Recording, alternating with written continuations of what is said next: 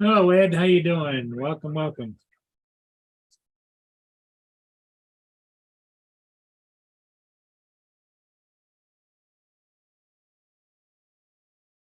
Hello, Ed. How you doing? Welcome, welcome.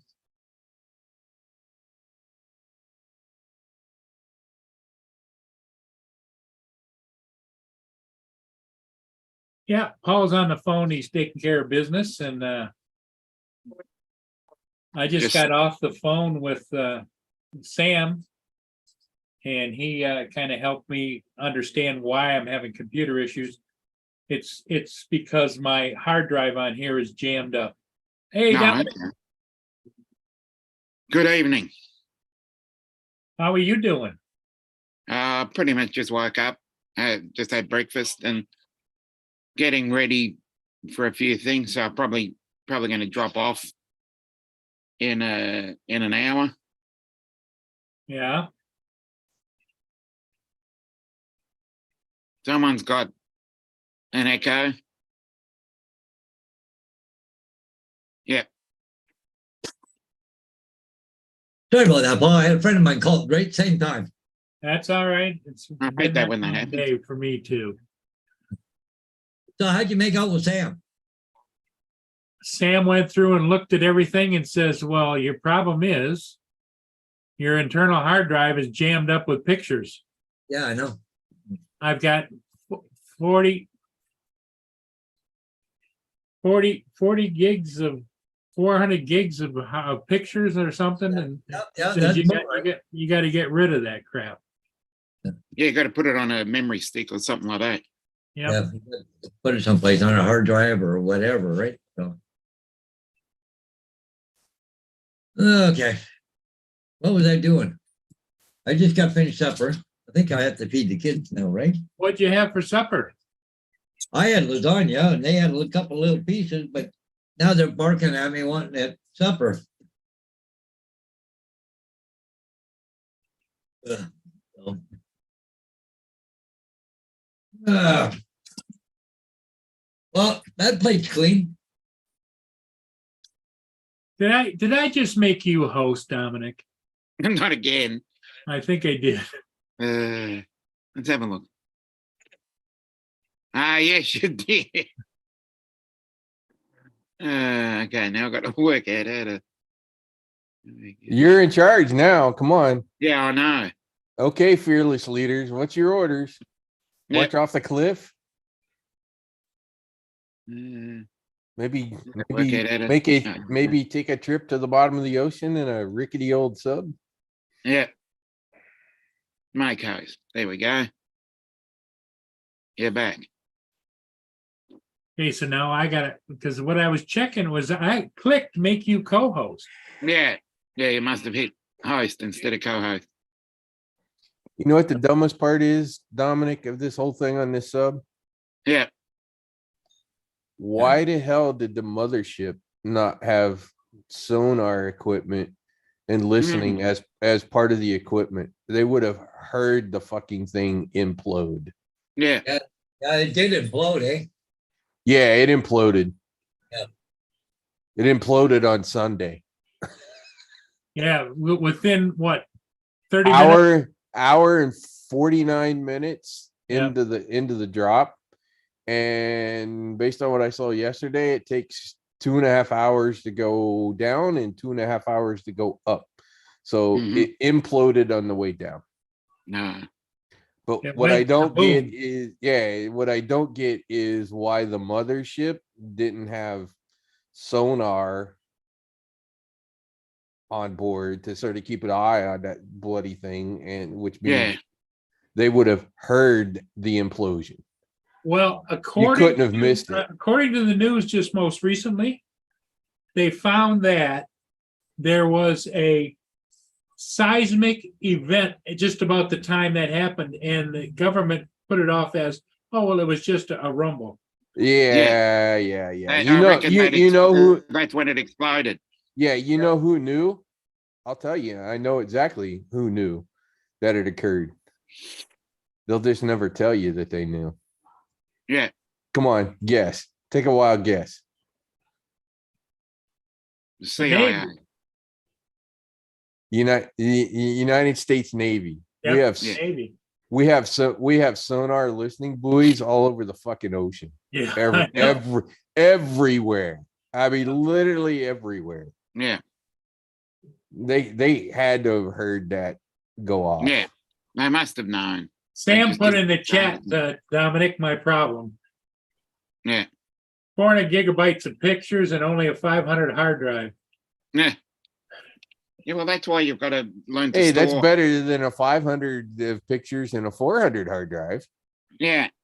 But again, you need to store them elsewhere. Well, I've got a 6 or 7 terabyte external hard drive, so I got And why to is it switch not some on of there? those over there.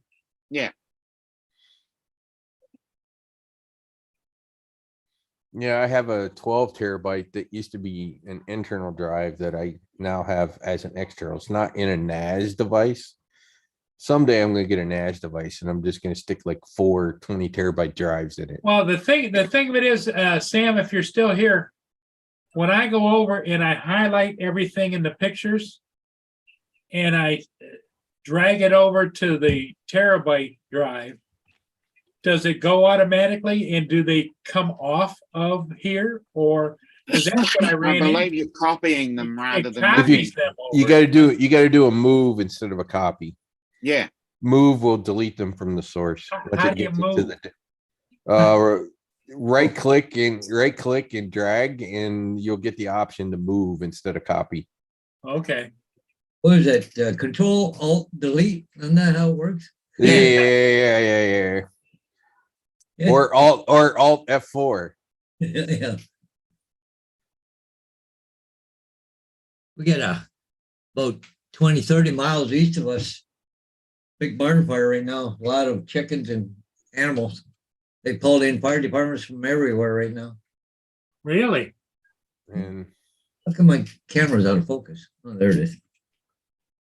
if there's one good thing that comes out of this, not that there's anything that good that comes out of this, Paul, is the idiot that made the choices about the safety design, i.e. the Mhm. CEO, was on that sub too.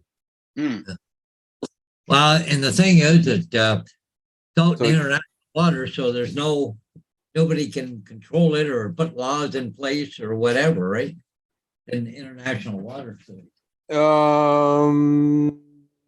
It's a historic site, so underwater shipping like that in international waters, as far as I know, belongs to the country of origin of the ship yeah. from a historical perspective. See, your 8 terabyte drive, you got 1.3 terabyte left. 1.3 terabytes left.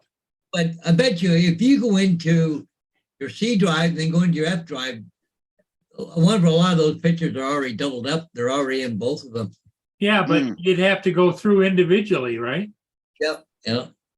Oh, well, it's Windows, so I can't really comment Well, the on thing that. is, you can click on it and see all your latest ones Hey, that Paul, are on there. Pictures. So do you use a lot of OneDrive? Do you have a camera that's attached to your OneDrive where there's a lot of photos in OneDrive? No, all of that video is from flying.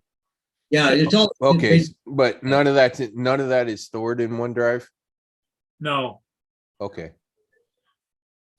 Because sometimes if you store OneDrive, depending on what you've clicked on, will cache it locally, and that cache is most likely on your C drive, which is where you're filled up. But you can look in like Windows temp folder to try to clean crap up.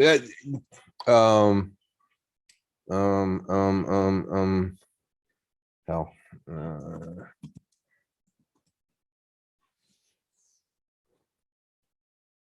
Oh, yeah, never mind. Not that.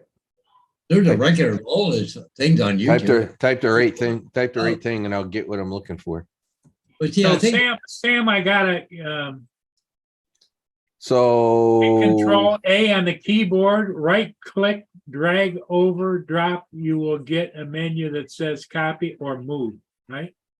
yeah. You want to do move.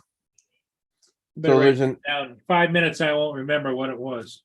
Yeah, But see, the biggest problem Paul's got, you'll have the raw files, plus you have the finished file. okay. Hey, Paul, let me help you here, Paul, for a second. Okay, Before you like get going crazy with because it's your C drive that's having the Sure. problem. So Yes. that's, yeah, click on the start menu okay, wait. and search for disk cleanup. 2 words. Yeah, Disk- I did that already. Did you do disk cleanup? Yep, on both of them. Hey, And it came Marshall. up and says, you want to delete the files? I said, yes. So you ran disk cleanup. Were there any that weren't checked that you didn't clean up that had a significant amount of space? No, it didn't, but it just shows.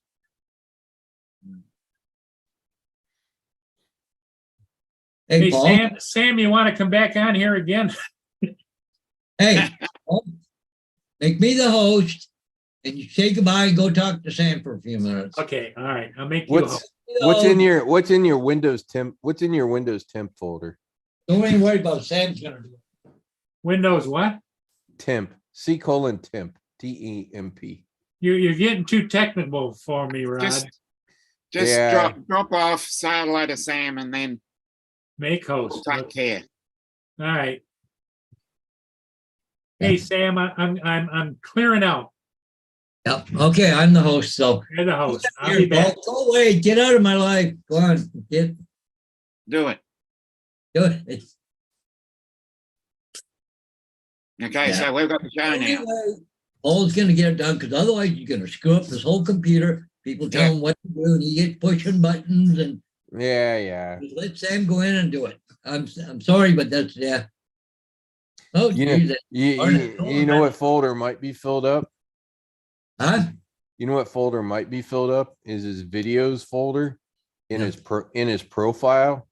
Yeah. Because if you're using a video editor, when you export after editing, it wants to put it into your videos folder.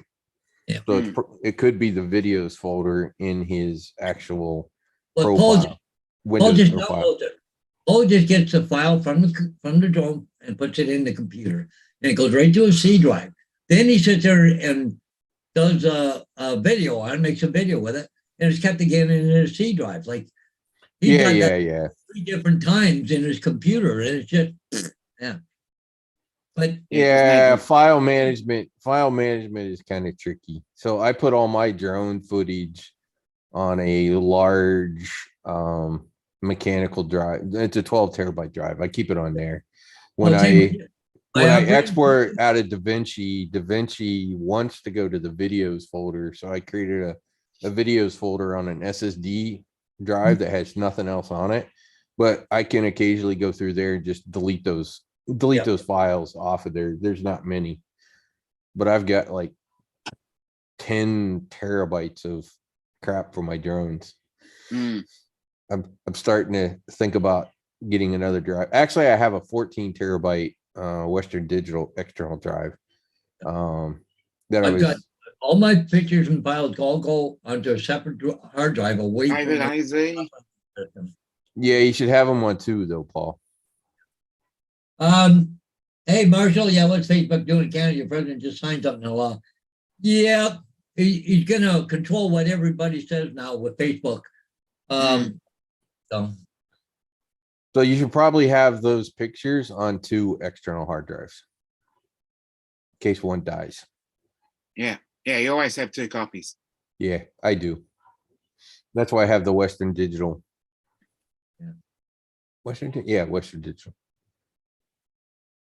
It's the 14 terabyte. Actually, I have an 8 terabyte, 10, but I have a 10 terabyte that I sort of retired that I could reuse. Now they have the 22 terabyte drives. Yes, but it seems in society, the more room you have, the more you're going to fill it. Oh, of course. You know, it's like a woman in her purse. The bigger the purse is, the more stuff she puts in it. Yeah. Or a traveler in their suitcase. The bigger the suitcase, the more crap they put in. Yeah. So take a smaller suitcase. You want to know why it's so heavy? Take a smaller one. It won't be as heavy because you can't pack as much. That's what it says. Western Digital versus CK. Who's better? I don't know. Well, my preference is Um, Western Digital. they're about the same, honestly. Yeah, but I have a preference to Western Digital.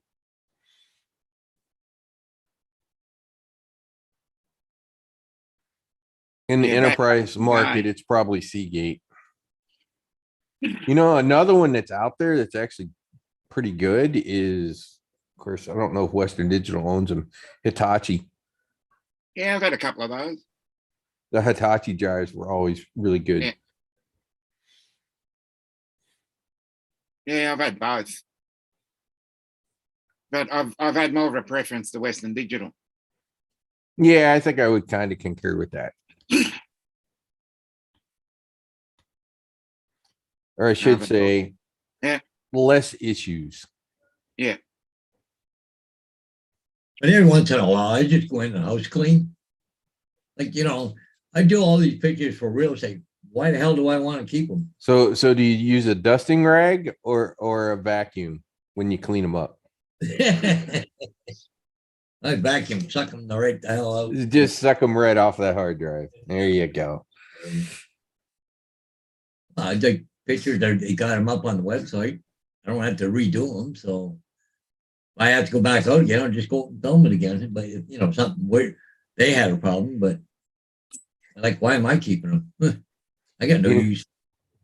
Yeah, you know what's interesting is I have some pictures from almost 20 years ago. And I've run them through like Luminar AI and stuff to like denoise and clean them up. God damn. Those Oh, yeah. tools those tools do a really good job on old pictures and fixing them up. That's what the most pictures I do, just for real estate, right? So Yeah, what do you care? they're like, hey, hell, get them to the customer. Yeah. Done. He's got it running. It's going to take 3 hours and 45 minutes, but yes. Oh, okay. Oh, you're just moving the files? Yep, moving the files. Yeah, gotcha. Yeah. It looks like you might have to buy another hard drive pretty soon because you're getting down. in Yes. space. So we need a GoFundMe so that we can get a Windows user manual for Paul to read.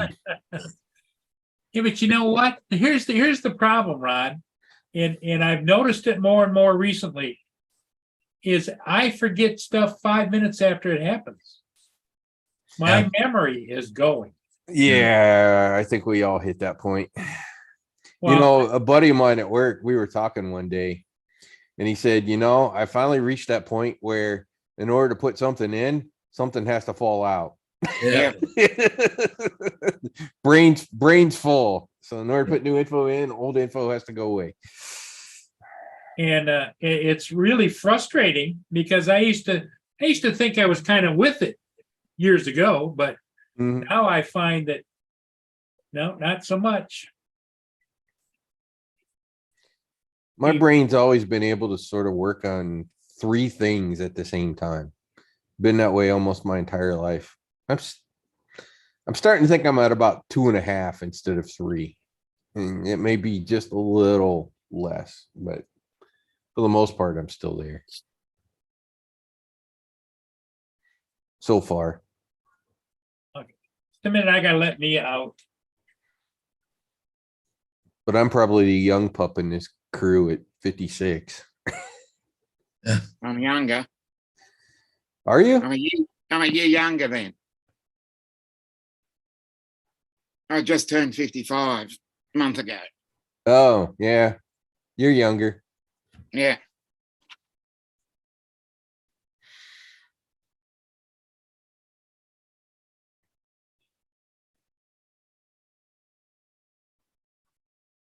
So where's all your where's all your bunny girls? I mean, you got the robe. They're away at the moment. They're away at the moment. Mhm. Oh, I know. They're all working over at the brothel, right?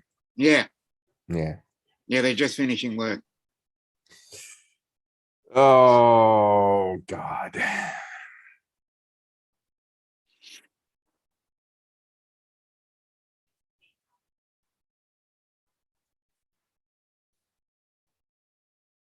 I tried to catch some more lightning as a storm came in. Hmm. Nope, no lightning. All I got was nice, pretty rain clouds. That's good then. Yeah, sometimes those aren't bad. I took a couple of panoramics. Yeah, I've done a few of those. That's what I seem to like to do the most with the Mavic 3 Pro. I actually seem to take more panos than I do video or anything else with that drone. So are I've you in been doing line? a bit of both Are recently. you gonna get the new Air 3? No, Somebody did a review on it today. But did they? why would I when I have the Mavic 3 Pro? I know, Mm. I don't know.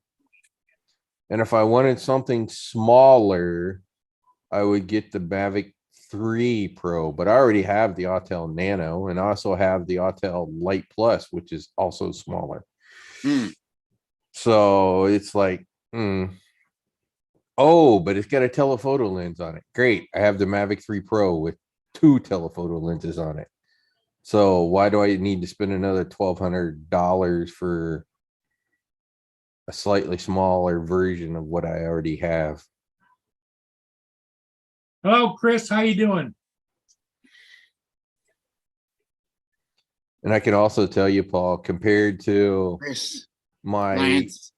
Evo 2 Pro 6K, which is a 1-inch sensor. Yeah. And that Mavic 3 Pro, is the price worth it? I think my answer is no. Is it that much of an upgrade that I can tell when I look at pictures and crap? The answer is hell no. Hey, David, I knew you were gonna take care of me, but I got it all taken care of. But Dominic, it's kind of the same problem I've been having looking at cameras because I'd really like to get a nice camera. Mhm. But when I look at pictures that come off the $1,500 range cameras, which is like a Canon R7 and that, and compare it to say a Canon R5, which is well now $3,600, but it's the mid next step up is kind of the mid-range camera compared to say a Canon R3, which is even further up. The difference in the picture qualities on those things, Mm. unless you're kind of pixel peeping Mm. on those pictures, I look at some of that stuff and I just go, is it really fucking worth that kind of money? I mean, Yeah, if you're it's the making pixel papers. if you're That's making why money they want on that it, sort of- then Yeah. I would go, okay, yeah, it's your business, so you want the absolute best of the best kind of thing. But as a consumer kind of person or a hobbyist kind of person, is it really worth all that money? Exactly. If you're just posting to Instagram, Looking at some of the comparison differences, I just go, yeah, it's better. I get it. It's better, but is it really, $3,000-4,000 better mm, kind of thing? Know what I mean? It's like buying a Ferrari to go to the grocery store. Yes. Yeah, okay, exactly. Lance. When you could get away with a Beetle. Give me a VW Bug. It'll carry groceries too. But that's a pretty good analogy, Paul, to the what it is. I suppose if you got it, fine, great. Go spend whatever. Your money, go enjoy it. Mm. But you've got to get the right product for the right application. Lance Yeah. wants to know what props you're using on your Avata.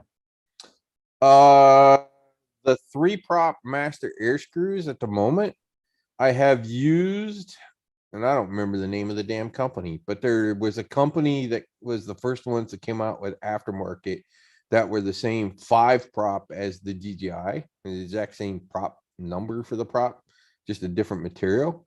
Orange ones, I use those, and I have a set of Master Air Screw 4 props that came in that I just haven't put on yet to play with. I like the Master Air Screw. I haven't had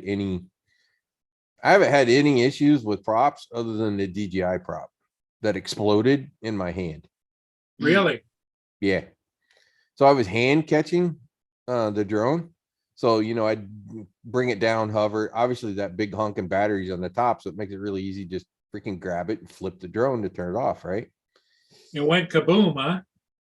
Prop exploded as the drone was turned off. Just utterly, literally exploded in 2 pieces.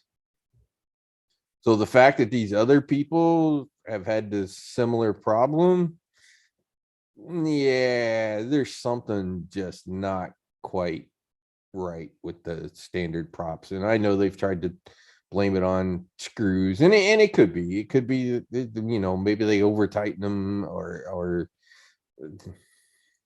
in my case, hand catching it caused the motors to rev up, and so the prop freaking came apart when it revved up. I think I have heard that it's been people in sports mode, but then you talk, Sean from Air Photography. He was literally in normal mode and just going out over the lake. He wasn't even going very hard. He must have been like 7-8 mile an hour max on speed. It's like the drone was just putting along and the fucking prop just exploded midair. He wasn't even maneuvered it. It was basically just flying in a straight line, not weebling, wobbling, turning, literally doing nothing with the drone and the prop. Yeah. And that's Well, kind of then what happened to Jackie. Yeah, they certainly got a problem then. Yeah, there seems to be, when you Too take many a, people are experiencing that problem. it's a high enough percentage that it makes you wonder. Mm. Even original Dobo, it was like, yeah, just replace those props. Yeah. Yeah. I mean, come on, it's only $19 for a set of props. Just put the other props on it. You'll be fine. With the 3 prop, this is why I need to put the 4 prop on. With the 3 prop on it, with no wind, I can hit 31 mile an hour in sports mode, which max in sports mode with the motion controller is supposed to be 30. So you get an extra 1 mile an hour. So I'm curious, when I put the 4 prop on, sort of what do I get for a max speed, sort of in no wind condition kind of thing.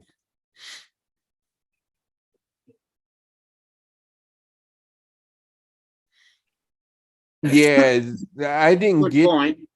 I got the red in the 3 because they didn't have an orange. But when I ordered these 4 prop, they now have an orange version of the 4 prop. I like the orange for whatever reason. It does stick out. Yeah, it does. It's nice. Probably because I like Autel. So the orange Autel. I had original Dobo. I ordered his minimalist mount for the Triple Tech. And I asked him to do it in orange, which he did for me. So he did that in orange. It looked nice. It looked really nice. I don't know if he's got that as an option now after me asking for it or not. But you can always ask. You He's don't ask, you don't know. He's got it. So I think his stock one is black with yellow, Dobo written in yellow. So for mine, it was in orange and the Dobo was in black. It looked sharp as hell. Anyways, I wouldn't trust those fucking DJI props on the Avata for nothing. For $19 to replace them, it's just not. Yeah, it's just not worth it. It just put the new props on. Spend $20 on props, or have the thing wind up someplace bad.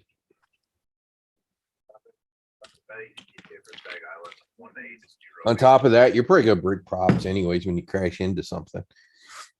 Mm. Cause those prop guards will bend. I've bent them. I broke them. I replaced them. I have 2 extras sitting in my house. At some point, I will probably buy a second Avada. Just so I have a spare. That way, if I break something while I'm out, I don't have to worry about trying to fix it. Just set that one down and pull the other one out. Go back to flying. Fix it when I get home. Love that drone.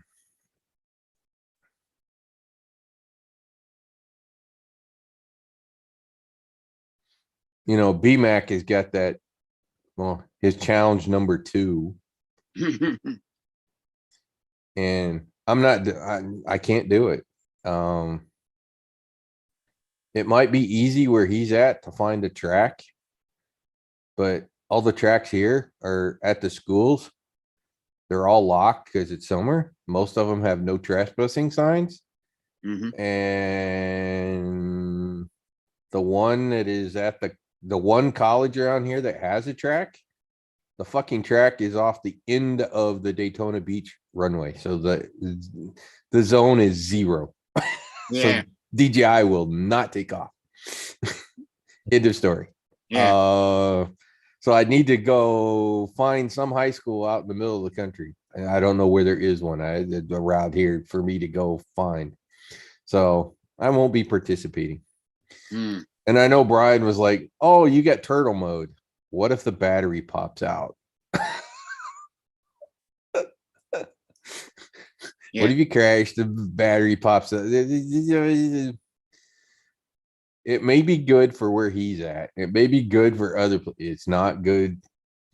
And state Or of what if it crashes like you're in the woods or whatever, and it gets caught in a like a little gully type of thing, one that kind of like wedged in there. well, it's a running track around a football field kind of thing that he's doing for this thing. But a number of things could go wrong, potentially go wrong if.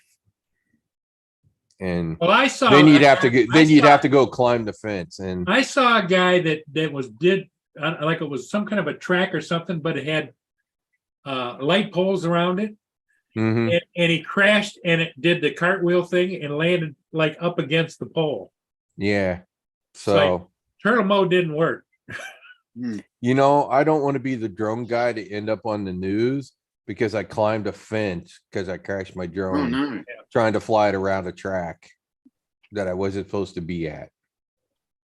Know what I mean? Yep. Okay, So- there, breaking news. Sarah Stickley's message. This is the only device in the house that has service at the moment. Okay. Really, they something's don't have wrong. any services. Oh, I'm just, oh, no. yeah, I'm just relaying a message there.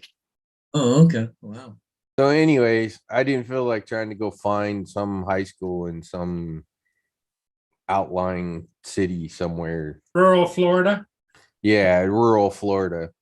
And I'm sure every fucking school, because after that shooting thing happened in Florida, they fucking built fences around every goddamn school and there's literally armed guards at every one of the schools.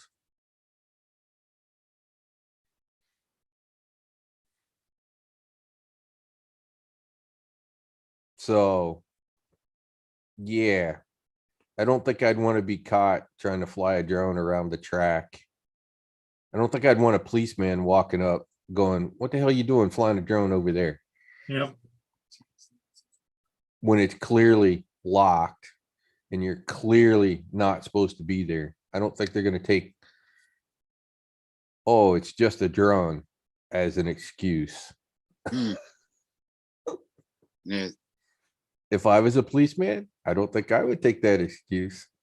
You're Yeah. doing what? I don't care what you're doing. You ain't supposed to be there.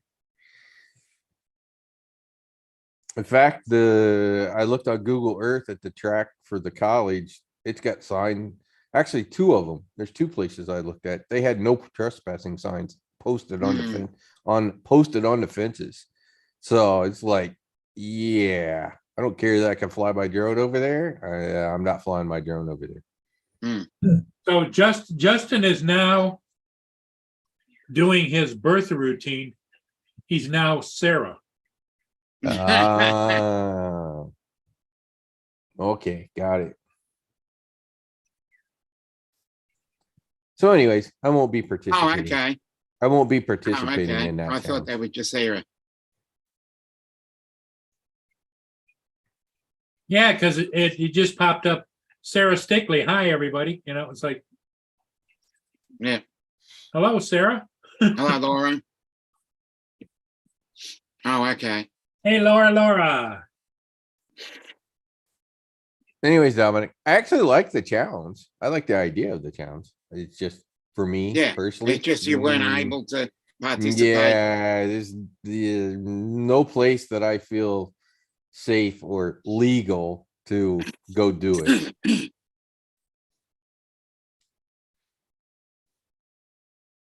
And I don't feel like driving 50 to 100 miles to find a place. Yeah.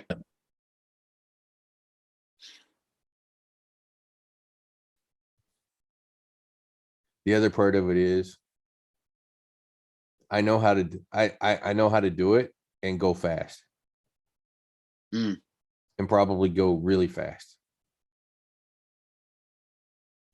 So I kind of really did want to do it, but just, yeah, one of those deals.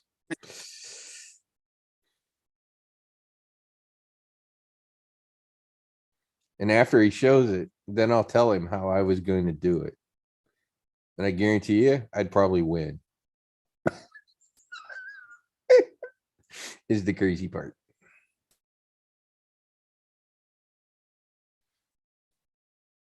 So is that actually Sarah? Oh, no, that is, that No, is it's Justin. That's probably Justin, yeah. Justin, but on Sarah's account. Yep. He's practicing for his unveiling.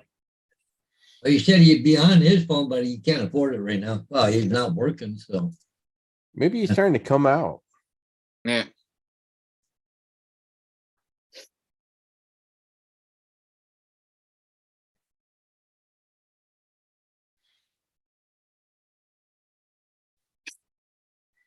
Anyways, I'm sure the US Navy knew that sub probably imploded. Yeah. They just Justin weren't- says he's got his hot pink high heels on. Good for Justin. He's in drag today. Oh, good for you. It's just that the military would never tell the civilian world what they know. Because they don't want to let the bad guys know what we know. Right. And the answer is we got fucking sonar buoys all of goddamn ocean. So do Yeah. so do the Russians.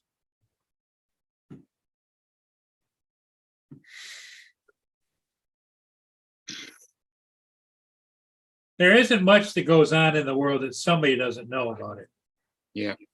That at least two sides don't know about it. Yes, you're correct. I don't know that the Chinese have that much of an underwater presence. Oh, did you hear the latest? Joe Biden called out the Chinese premier and called him a dictator. And the Chinese responded that Joe Biden better apologize or else. Oh, lovely. You're not wrong there. Or I think, or else they said, or else there will be consequences. Yeah, but did you see what Blinken went over the other day and says, Yeah, it was kissing butt. Yep. well, we don't support, a free Taiwan. Well, excuse me? Yeah. Blinken went over and told him that Taiwan's free for anybody that wants it. What the hell is that all about? They said over here, they're telling us that, oh yeah, like we support, a free and based Taiwan away from China rule, all that. Now he's going, oh no, we're support China one, Now, the official policy, and it has been since Nixon, is one China. That has always been our official policy. Mm. So that statement is not necessarily not true. That has been our policy. Although it's kind of one of those 50-50 kinds of things where we prefer they diplomatically settle it. Well, if Taiwan was serious about staying free and separate, they should have put a US naval base on there. Yeah, we wouldn't do it because of the one China policy. Oh, but you know what China's doing? Did you see? China is negotiating with Cuba to have a base over there. Oh, yeah, also in Dominican Republic, the Barbados, there's a Yeah. whole bunch of countries. They want to open up Chinese bases all across the South Pacific. Oh, great. New Yeah, target practice. Yay. Hello, they're flying balloons over top of us. So what? Trump decided to go with a different company and didn't tell us this morning. They won't be out. The hook is up until Saturday morning, and I can't afford his phone right now. Okay. Oh, yeah, anybody need to get up with me? Message Sarah on Facebook. Okay. All right.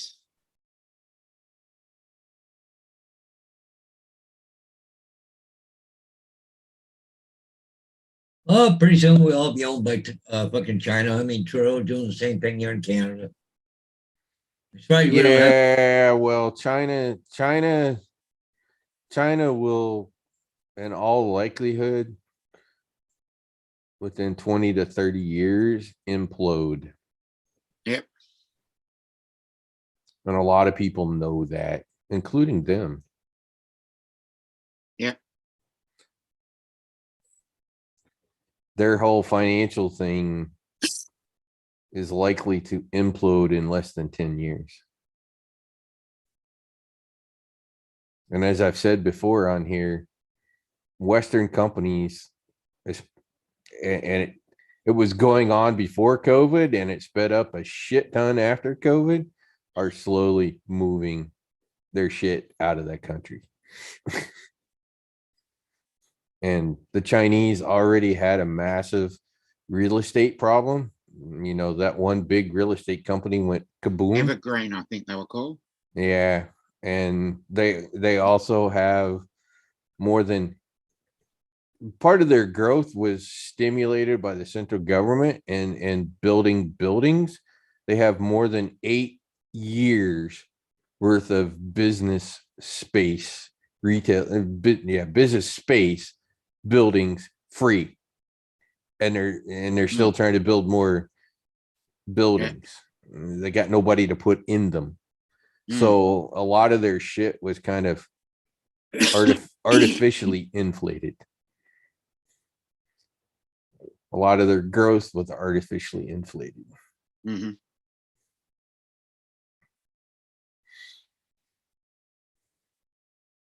And their growth plans were based on dragging more farmers in to do manufacturing. And well, because of their one China policy, they've kind of run out of people to do that with. And they know that.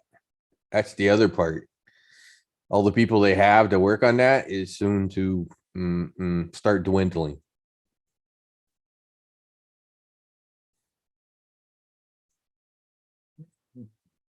On top of they're kind of killing themselves.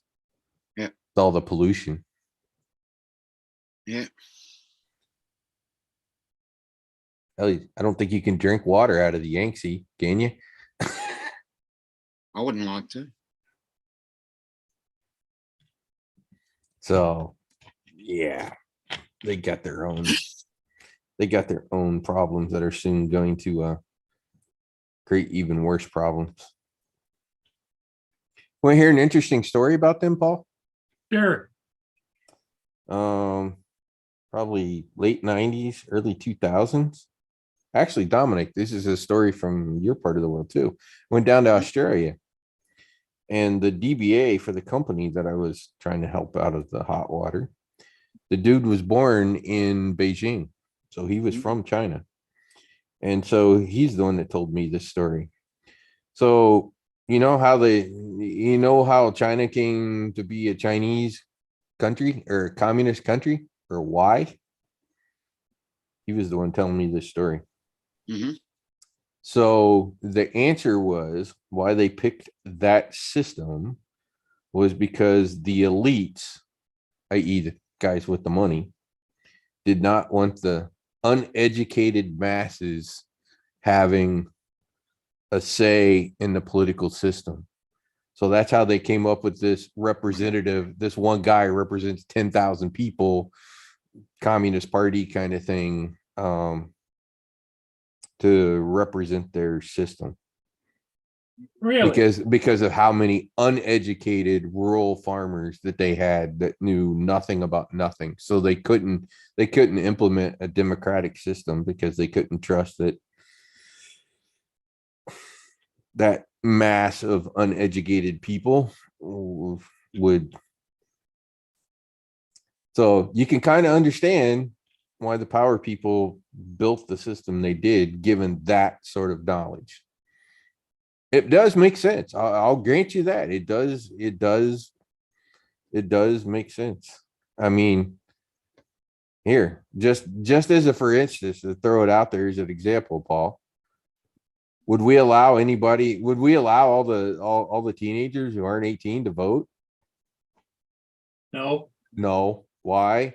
Because, well, they're not educated enough to vote, right? So it's kind of that mentality as to how they arrived at the system that they arrived at. Because the political elites didn't mind that the political elites were debating each other. They just didn't want the common guys sort of getting in the way and messing with it all. So that's how they wound up with their system. Huh.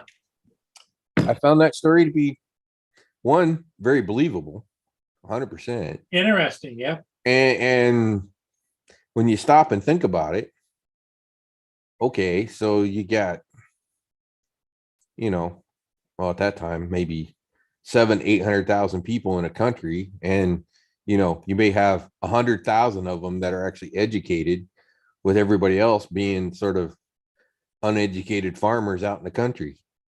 Do you really want them voting in your elections?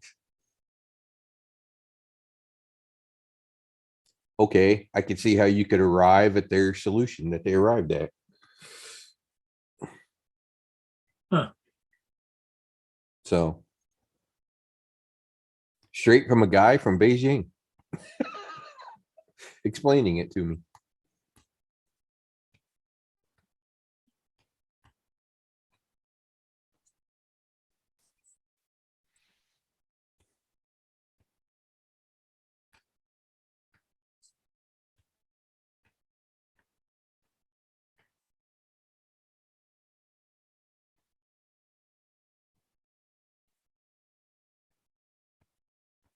How's the computer working there?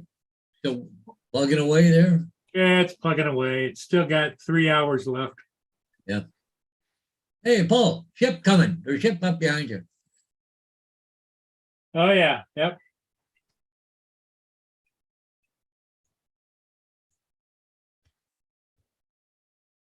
Hey, at least the little guy's getting out of the way. Well, they better. Yeah, I'm afraid that big ship would just put them on the bottom. Yep. They wouldn't even know they ran over them. Yeah, they'd be a little squashed like a bug.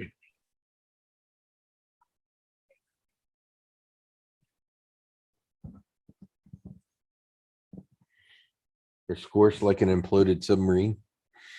Yep. It's Dre, Well, howdy, folks. best Hey, dressed guy how you on doing? YouTube. Hey, Greg, How's everybody doing today? Good. It's good. Hey, you add a little class to the channel because you're the best dressed man in YouTube history. there you go. I wouldn't know about that. Oh boy. So I heard a little bit of Hot Rod talking about the history of China. Yeah, that was like I said, that came straight from a guy born in Beijing. So I was like, okay, that makes logical that's sense. It makes perfectly logical sense to me. that's the, as they say, the blueprint for a lot of the countries across the planet, where you had regional governors or tribal leaders or whatever who held Sure. power. And like you say, they don't want to lose their status and have to be subjugated to the masses. So they say, you know what, let's just adopt this type of thing so we continue to have our Yeah, authority. exactly. Yeah. There's still a battle, but it's only within the elites. The commoner doesn't get much. The commoner doesn't get really a say in it. Right. So Because that was kind of like the way, things were in England initially. sure. You had, unless you were part of the elite class, which basically you had to have a status or king appointed or something, you didn't have much say about crap. You know, the one problem that I have with our system right now is it's one of the reasons I like Trump, not Trump as a person, just the idea of a Trump. Was what's the one thing we teach our kids? Oh, you can grow up and be president someday. Mm-hmm. If you look at our system and you look at what both parties are saying, no, not anybody can be president. You got to be part of this special little insider club thing, and you got to be one of those people that come out of this in order to Right. be president. You can't just be somebody, right? You got to be part of this special little group. And it just kind of pisses me off as a guy who served in the military. And that's what I kind of liked about Trump, because he wasn't a guy that came from kind of either one of those. Part of the reason he pisses all of those people off is because he was one of the business guys. He knows where all the goddamn dead bodies are, because he was one of those business guys that had to deal with the governments on both sides and knew how to grease all the palms. So he knows where all the dead bodies are. He knows where all the corruption is in the system. So as a guy who came in and says, hey, I'm going to try to clean up the swamp, so to speak, I like that concept, because it is so damned obvious that our government is so fucking corrupt that it's Oh. unreal. I mean, Mhm. utterly unreal. Hello, Hillary Clinton sold our uranium to the Russians with that Uranium One deal. Come on. Who the hell's out there? People should be pissed off to all beat hell over that deal going down. Really? We sold our uranium mineral rights to our country that we've stood our military up to stand against for how many years during the Cold War kind of crap? Wine boot. We try to claim that we're better than the rest of the world. We're not as corrupt as the rest of the world. No, they just spin it and talk it better. I've sort of kind of become to think our shit is as corrupt as everybody else's shit. Well, you're halfway down the street on that note. Because like I tell a lot of people, when you get the opportunity to serve, depending upon what your position is in the military, you're able to gain a little more insight on why things are the way they are across the planet. And just like I heard you guys talking about China having talks with Cuba and other places in the Caribbean, but you got to ask yourself, back in the 1950s, I say come out of the 40s after World War II, we had a perfect opportunity to establish good relationships with Cuba. Yeah. We backed the wrong horse in the race. So then, our guy didn't win. Castro won, and that little internal civil war down there. And then so we tried to make him on the public enemy list, and we lost a great opportunity to have our southern borders extended upon our lower 48 to have our backs covered. You got to think, we have no military bases to speak of in South America. We got a few little no-name locations in the Caribbean, but nothing substantial. Cause we think, like you said, our mentality is that we're the big dogs in the yard over here, and that you guys are not worthy of our time. So now you have other countries who have grown up, and now they're saying, okay, let us court you. Like I say, if China establishes something on Cuba, they have to worry about putting no more balloons up. They just put up listening stations, 90 miles south. They already gotta have put a that balloon and up no more. satellites going overhead every day. Yeah. You put up listening stations, you got satellites, everything else. You don't need nothing else. You'll know exactly what's going on. I've That's gotta kind hit of the it, interesting. sorry. That's kind of the interesting part. I don't know what land-based get you anymore with all the Bye-bye. shit we have in space. I Yeah. gotta Bye, go. Dominic. Well, Yeah. it's just a matter of access and your response. You know what I'm saying? So the closer I am to you, the quicker I can respond to anything you do. Sure. You know, I mean, the Pacific is a long way across. So if I got something down in the Gulf of Mexico, so to speak of, in the Caribbean, I can respond a lot faster.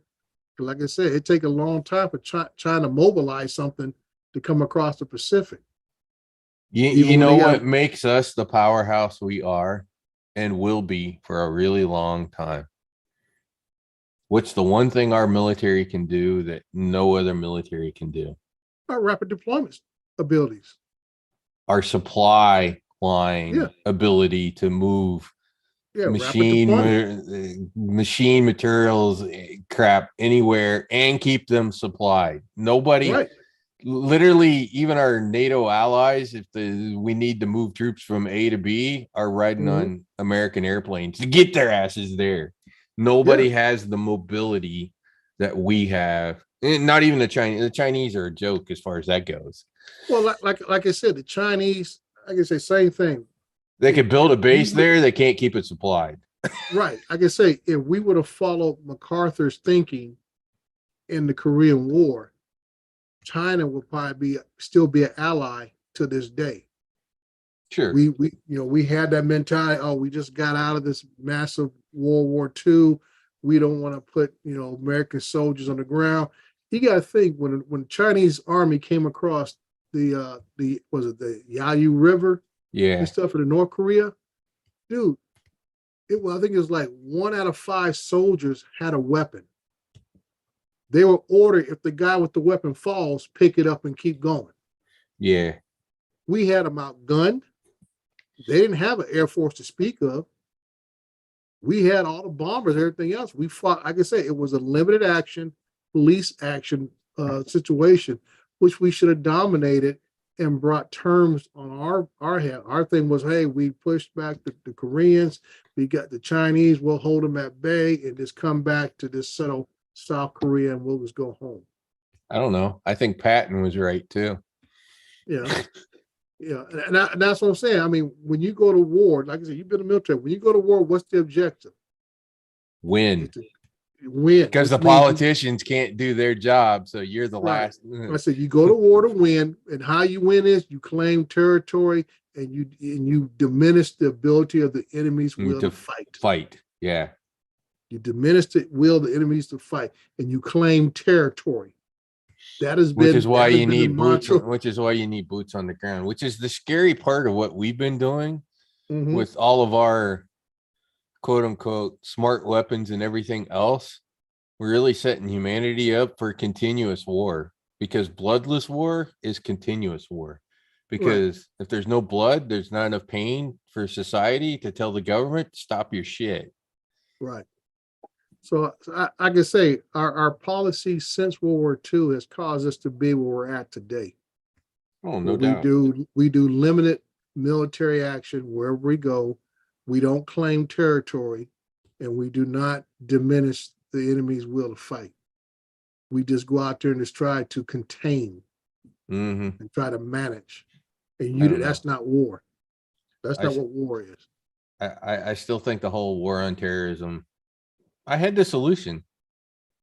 Nobody would have liked my solution, but I'll just say we should have turned those caves and crap in Afghanistan into a glass parking lot. Mhm. Drop one bomb, walk away. They can stay in those caves for the next 1,000 years. They wouldn't have bothered us again. Yeah.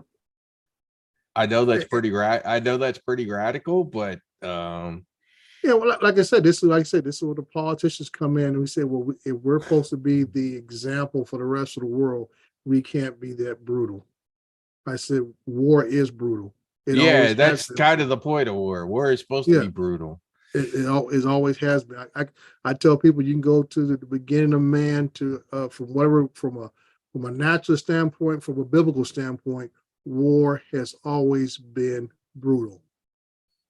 And the objective of war is to take land, and you subjugate the population and stuff. That back in those days, those were the spoils of war.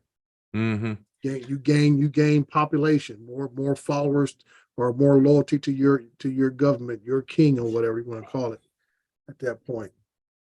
When we get all these fighting robots and crap like that, I think we're just more likely to continue to have constant war at that point. Again, bloodless war is sort of constant war. Yeah. So, like I said, when you talk about places like Cuba, Dominican Republic, Haiti, all these places, it's one thing that we may or may not have normalized relations with them, but we have not been a real good trading partner with these people either. Most of those places in the Caribbean are third world countries that don't need to be third world countries. Mm. You talk about these folks are living off Yeah, I know. I've seen it. $50 a month. I've at seen it. best. I've seen it. You want to see it? No, Fly to Kingston, Jamaica.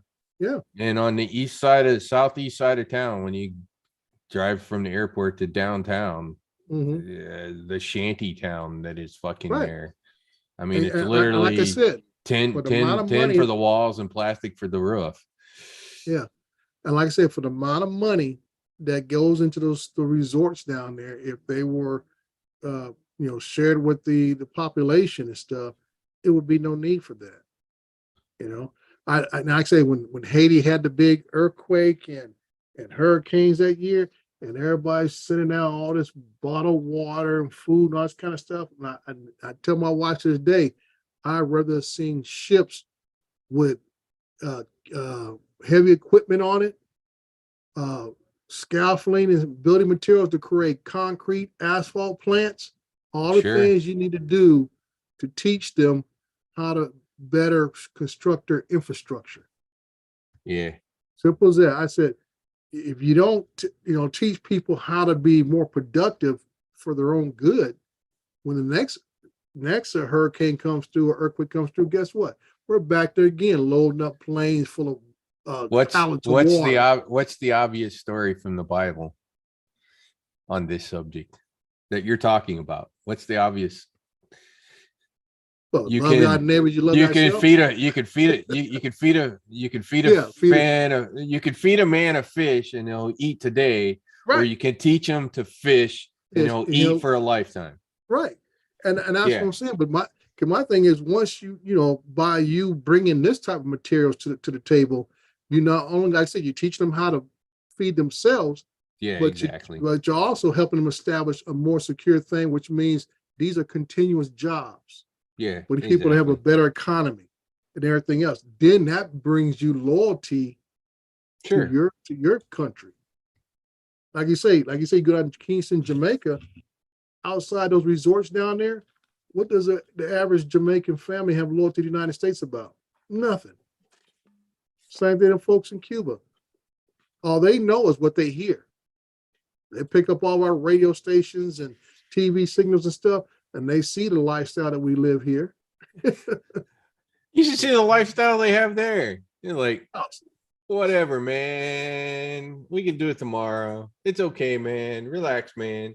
Oh my God. Ugh. yeah, well, our biggest thing is if you have no incentive to work, you're not going to work. Yeah. That's my whole thing. If you have productivity you have a reason to be doing things, you have goals you want to achieve, you'll do it. Like I say, Cuba has a few nice places, but the majority of that island is deep in poverty, 100%.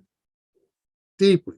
And I'm like, and you got to think, well, when the government provides everything and it's not much what they provide, but you become accustomed to it. Yeah, they do. Yeah, you become accustomed to it. Because you got to think, if some kid down there grows up and says, I got a great idea, I want to do this and this, and they tell you you can't do that. Then he said, what can I do? Well, you can just, we got you some universal medical coverage. We got some this and that. You'll never starve, but you'll never get full either.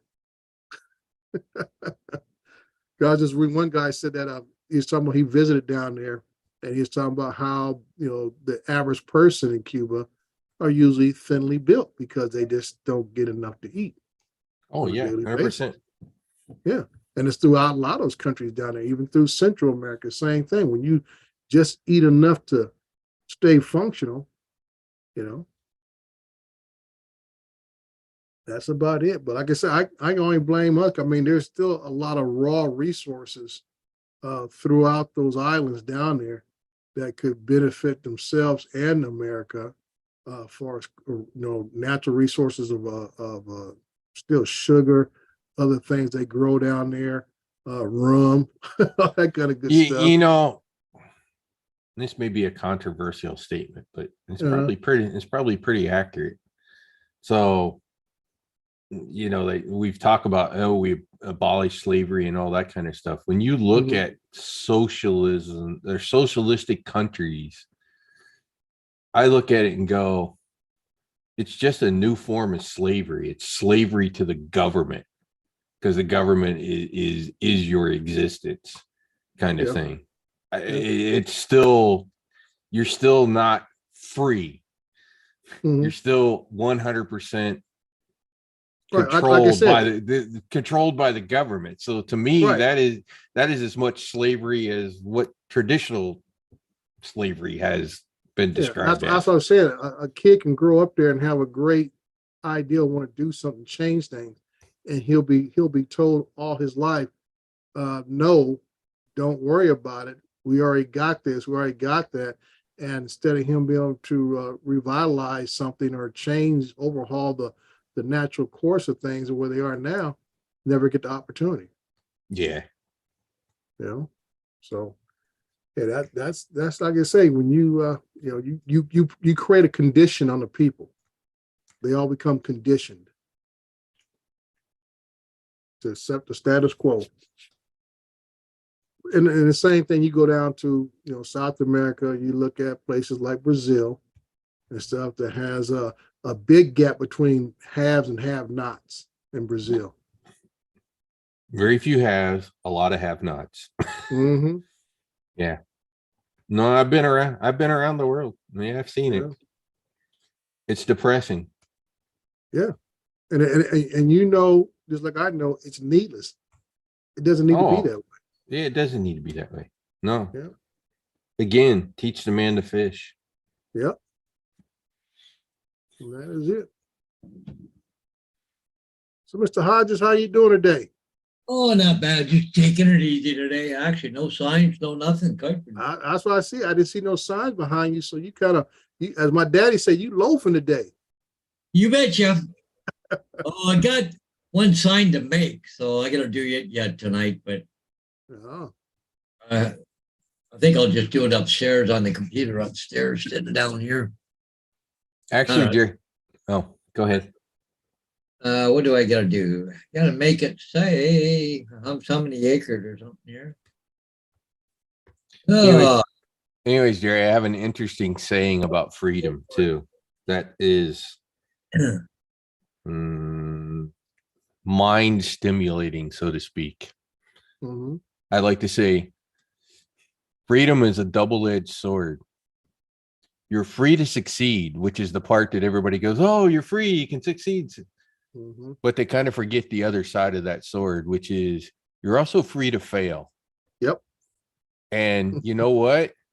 Ain't nobody's job to pick your ass up when you're failed, but you. you're free to succeed, but you're also free to fail. Yeah. And people seem to forget the other side of that. Yeah. And then politicians come in, oh, we should have this, that, and so nobody fails. Okay, that's politicians pushing a lie. Yeah. Free will, right? Free choice. Yep. As long as you're not hurting somebody else, if you want to be dumb, be dumb. That's part of being free. So I came here talking, I guess, global politics. Let me say hello to some folks in the chat. Got Joe America, Miss Sarah was in here a second ago. One Visionario and Wayne B. Who else did I miss? Lance, Dina.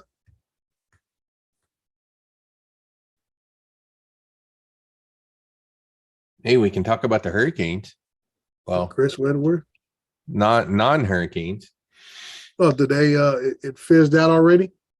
So, buddy of mine at work, we've been down here for a while, and we kind of are amateur hurricane followers, whatever, just, listening, watching, studying, and all that kind of stuff. So the big debate this year is we got El Nino, which is what's helping you guys out in California with the snowpack and all that kind of crap, and the water and the rain that's probably going to come next winter.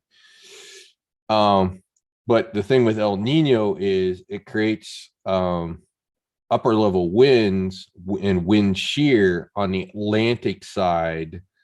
And so normally when you have a strong El Nino, we tend to not have as many hurricanes on the Atlantic side. Well, the counterbalance to that this year is the water is really fucking hot on the Atlantic side too. So you would expect stronger storms. Right.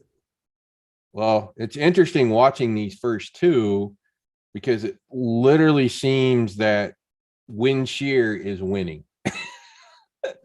in this battle. What they weren't sure about was how many storms we were going to get and that. And I think what we're going to probably end up by the time we get to the end of the season, probably what we're going to discover is the fact that you have the wind shear sort of interfering with the formation of the storms or their ability to sort of keep the structure in the storm is going to keep them weaker. This first one, Bert, is literally by Sunday morning going to be non-existent.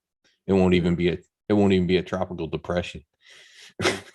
It's just going to be some low pressure moving across. Well, the rest I'm just of saying, the Caribbean. for the islands out there, which are still quite a ways off from our mainland, and also the northern tip of South America, they're going to catch the outer rim of those storms for the most part. Yeah, But so I'm thinking, I always say you always got to wait till August and September.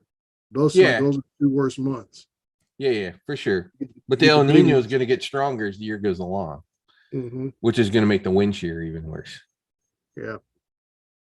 So as I was just talking about, what we get up here, we get what we get. But I'm saying those people down there who are the government and everything else don't have the resources or have squandered what resources they have to down there in the Leeward Islands. To fortify themselves. Like I said, it's not like we're going to get a couple years and nothing happens. This is how the weather pattern goes. Yeah. So every year you like say, okay, we need to build a seawall. Got to knock some of this stuff down out there. Yeah. Get a couple of seawalls out there as breakers, break them waves up a little bit so they don't just come on land and flood everything, and and start having higher building quality out there. Yeah, well, we've had two significant, very unusual hurricanes in the last 5, 6, 7 years, whatever, right? Harvey that came on shore and sat, right? Cat 4 basically sat there until it dissipated. Right. And then Dora, which is the one that flipping ripped the Bahamas apart because it was that Cat 5 that came in and then just sat for 2 days Mhm. before it turned north. Yeah. Oh, I don't know how you build for something like that. Well, I mean, like I always tell folks, Mother Nature is the ultimate inspector. I mean, but I'm saying Well, you know, that's true. I always tell folks, at least you try to mitigate as much as you can. Now, that's why I say you go out there and you start, importing dirt, whatever. Try to build a couple of seawalls out there. 'Cause like I said, the pattern is the same way every year. It ain't like they're getting hit from all 360-degree directions. Oh, yeah, You know yeah, it's- no. You know it's going to come from the southeast. Yeah, and pretty come, much. come across, Yeah. from there. So you know where you need to do some work at. And like I say, this having better building standards is just a no-brainer. Like I said, it's just part of your should be part of your livelihood. Like I said, this is going to happen every year. We're going to get a storm. We just don't know how bad of a storm, but I'd rather be in a house that's supposed to withstand at least a Cat 2 or Cat 3. But Cat 5 comes in, we just got to hang on. Yeah, know? no, exactly. And everything in Florida since Andrew is built for Mhm. Cat 3. I think every 36 inches, the roof is literally strapped to the ground. And I don't mean the foundation, Mhm. metal straps into the foundation. I mean rods that go through the foundation and into the ground like every 36 inches to Wow. hold the fucking roofs on. So Mhm. one thing I tell everybody, obviously last year's was different, but Maria, what was it, 3 years ago, 4 years ago, which was a Cat 3, almost Cat 4 when it hit Fort Myers. Mhm. The difference on that one versus last year was Maria came straight north. Yeah. So it pushed the water on shore out there where nobody is. Mhm. But obviously the winds went over Fort Myers. But I tell everybody, if you look back to that hurricane down there around Fort Myers, the one thing that I remember distinctly was there weren't a lot of news articles about people losing their roofs. I mean, they literally had a Cat 3 runner, Cat 3 plus run right over top of them, and no roofs flying off because of the building standards. Right. Obviously, Yeah, this one last year, the problem wasn't actually the wind with the Fort Myers. It was the fucking water that wiped everything out. right. Yeah, the amount of flood damage. Yeah. Sure. Like I said, we look across the world. You look at the situation in Syria. They had that earthquake, and you got developers trying to flee the country because they know they half-assed the building projects.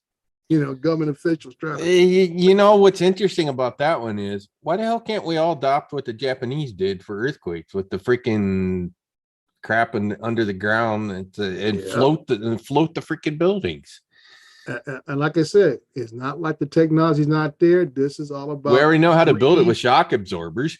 Yeah. Effectively, Like I it's said, what it's they all are. about greed and all this kind of stuff, cutting corners and everything. And you say you live in an area that is prone to that type of activity, and like I say they catch the worst of it because of inferior building materials and inferior building design. Right, can I just interject here? No, You could all do something a little bit more sensible. You could follow the British lead and live in an area that ain't prone to earthquakes. yeah, but then we got to worry about Loch Ness Blah coming out of the blah water. blah. Yeah. Oh, we don't have hurricanes. We don't have earthquakes. We don't have massive wildfires. Or we could do like Star Wars and just build the cloud city in the clouds. Then we Yeah. wouldn't have to worry about any of it. Yeah, but then you get turbulence. Well, David, we're all not as special as you folks over in the UK to have that special type of climate over there. Just remember, Mr. Putin's gonna use his nuclear torpedo and sink you. Excuse me, guys. Sunstar and Mark White just come in. So, Yeah, say hi to Mark. so Hey, Mark. That's right, Ashton. Now, and then that Birdman guy come in there too. The two I guys. know he come in here run his trap about nothing.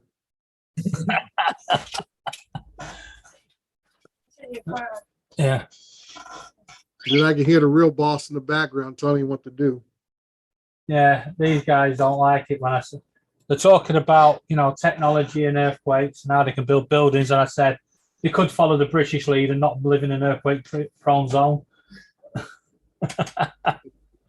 Now, if Justin were on here, we'd have a whole debate about this. Oh, yeah. I just can't wait to hear Justin's 2 cents. I wonder where the plate is on that side. For the tectonic plate, Yeah, the tectonic plate. I wonder where the tectonic plate is on that side. On which side? On your side of the Atlantic. There Yeah. isn't. Yeah, there is. No, there Yeah, isn't. there is. Yeah, there is. Somewhere. We are not laying on a fault line. It's You guys might not be, but No. it's either west of you. Well, it's probably on the European or continent Turkey, somewhere. Syria. I know Italy's had quakes in the past. So I say UK and anything, I would say, Yeah, it's more. east and north of that is good, but I know where Italy lies. Yeah, They're on Italy, tectonic plate. Turkey, Syria, that sort Right. of. Right. There's got to be a plate in there somewhere because of like the Swiss Alps. The mountain chains tend to form where the plates collide. Mm-hmm. Keep in mind, all the continents used to be connected at one point. So So we're floating around on tectonic plates. Just so you're aware, eventually, America will become a safer place to live, and the UK won't as the tectonic plates move. It's not the land that we're built on that's the problem. It's the tectonic plates underneath. Yeah.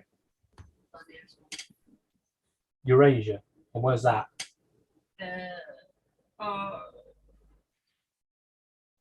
Mid-Atlantic Ridge. So if it's Eurasia, then it's what we was just saying. Italy, Syria, that sort We're of in stuff. the middle, so we're nowhere near. Yeah. The most we get is earth tremors. Very, very little. Yeah. So, David, are you guys when the, physically located now? Now, we got a letter this morning from the council to say that they were no longer willing to help us with the removal costs for Monday. And I went nuts because that meant suddenly I had to find £600 like in 2 days to pay for the storage for the removal company. And after speaking to one of the councillors, she went absolutely nuts. And within 2 hours, the council had not only changed their mind, but they paid the full fee direct to a removal company. And the removal company are going to come in and pack us up and take our stuff to storage. They're actually going to do the whole works. We just have to sit and watch. Okay. Well, that solves your moving van problem then, huh? Yep.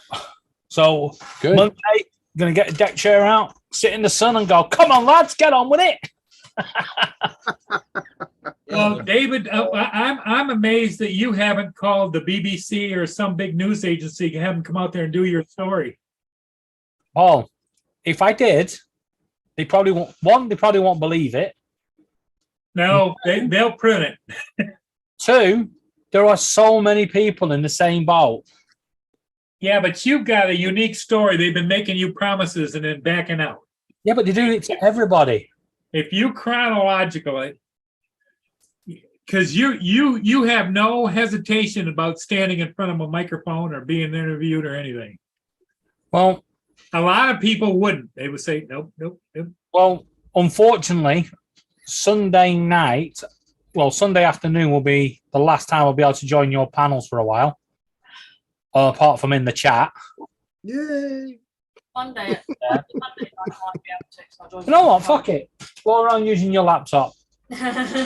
Blame Dre. Yeah, so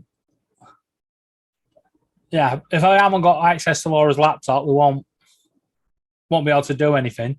But what I intend to do is that every day, maybe 2 or 3 We're gonna do a live YouTube shorts of, the homeless blogger. Oh, there you go. The And homeless just blog how it is. Yeah. So even if the council offers a hotel, we will blog how the hotel's going. Yeah. Just make a random YouTube short. Look, they've made us, they're paying for us to have breakfast in bed or something. Because So there you is got beans and toast in bed. there is a possibility that they may put us in a hotel now. Hmm. And if they do, then it's bed and breakfast, and We just got to find we just have to find evening meals. My mum's already volunteered. So it'd be a different blog. And if we don't get a hotel, we'll be blogging from a bench in a park. There's Dre. Huh? Send Dre a picture. Oh God, sorry, Dre. What? Just check your messages shortly. What Lord do now? See, Hot Rod, don't ever give Laura access to your Facebook or anything. Oh, I gotcha. Yeah. Okay, Right. what's his picture? What's his picture in the sky of? You not see the moon? I see. Okay, I see the moon. I see the clouds behind it. But the way the light is shining up, I thought maybe you were showing your superhero signal or something. Mrs. Banana Woman. Dun, dun, dun. So they come and ask what that was. Yeah, at first she actually came in. She went, David, there's like an orange banana shape in the sky. I was like, it's the moon. So, what do you think of this underwater sub news? Terrible, isn't it? You know what? I would have been shocked if they would have found them alive. Tell you the truth. Yeah, I'm just. I just felt after the first 24 hours. Yeah. But now they're saying that it would have been an instant. Instantaneous, yeah. Yeah, Right. for sure. Right. was. As I said, within the first 24 hours, I can say the percentages really go down and something like that. Cause then you look at all the different things that could occur, like you say, implosion. They could have been sitting at the bottom of the ocean. All these different things. It's just like, because if they would have found the thing in the bottom of the ocean, how long would it have took them to be able to bring it up to the surface? Yeah. Hey, Paul, Yeah. got a text message. Oh, she's gonna pay the $90. Yeah, she can't find anybody else. Yeah. Or you know what you do? You text her back and say, yeah, I was thinking about it. It's me 125 now. Yeah, really. Hey, I was sitting here brushing greasy. Look at this. Oh my goodness. Wow. Yeah, Jerry, I don't know whether it's good, bad, or indifferent, but the guy who made the choices about how they built that thing was one of those on the sub. So, which was the CEO. Apparently, he was piloting the sub. Yeah, and I was about to say something about that part. I hate when they start nitpicking everything about it. And I said, well, if there were so many questions about this operation, and I say they're private companies, so that there's probably, like I say, hardly any oversight about this. So I'm thinking, somebody had to give some permits for them to go out there and do this operation. And I said there were so many concerns about the quality of the vessel and all this kind of stuff you're hearing about now. I said, why were permits issued allow them to do this kind of stuff? The questions that are being. I'm not sure. I think the weird part about this, Jerry, is this is one of those where it's a hole in everybody's system about inspection of that because of where they were operating. Mhm. My only concern about the coverage was how suddenly all these experts in this field just appeared. They all knew something about this sub. Yeah. And there was nitpicking instantly, this was going to happen. This thing, you know what? If they knew it, why was no one said anything? You know Well, what? that's Better my coming whole out. point. Yeah. instead of coming out during the news when it's a time of actually, let's concentrate on trying to find them. You know, Mhm. we don't need the, the guys that are trying to find them, having to take breaks to take freaking news, for the news and answer questions and stuff. They've got a job to do. Yeah, it should, I AZ. think they're- Yeah, you are here. Yeah, I totally agree, David. I think that's the sad part that I would say the pundits or so-called experts come out of the woodwork and they all want to voice their highly touted opinions on how this should have been done, that should have been done. And I always go back, I said, well, you know what? You should have done it. You should have went to the guy, got on his staff and made it better for him. Exactly. It wasn't like money was a budgetary problem. Evidently, this guy had plenty of money.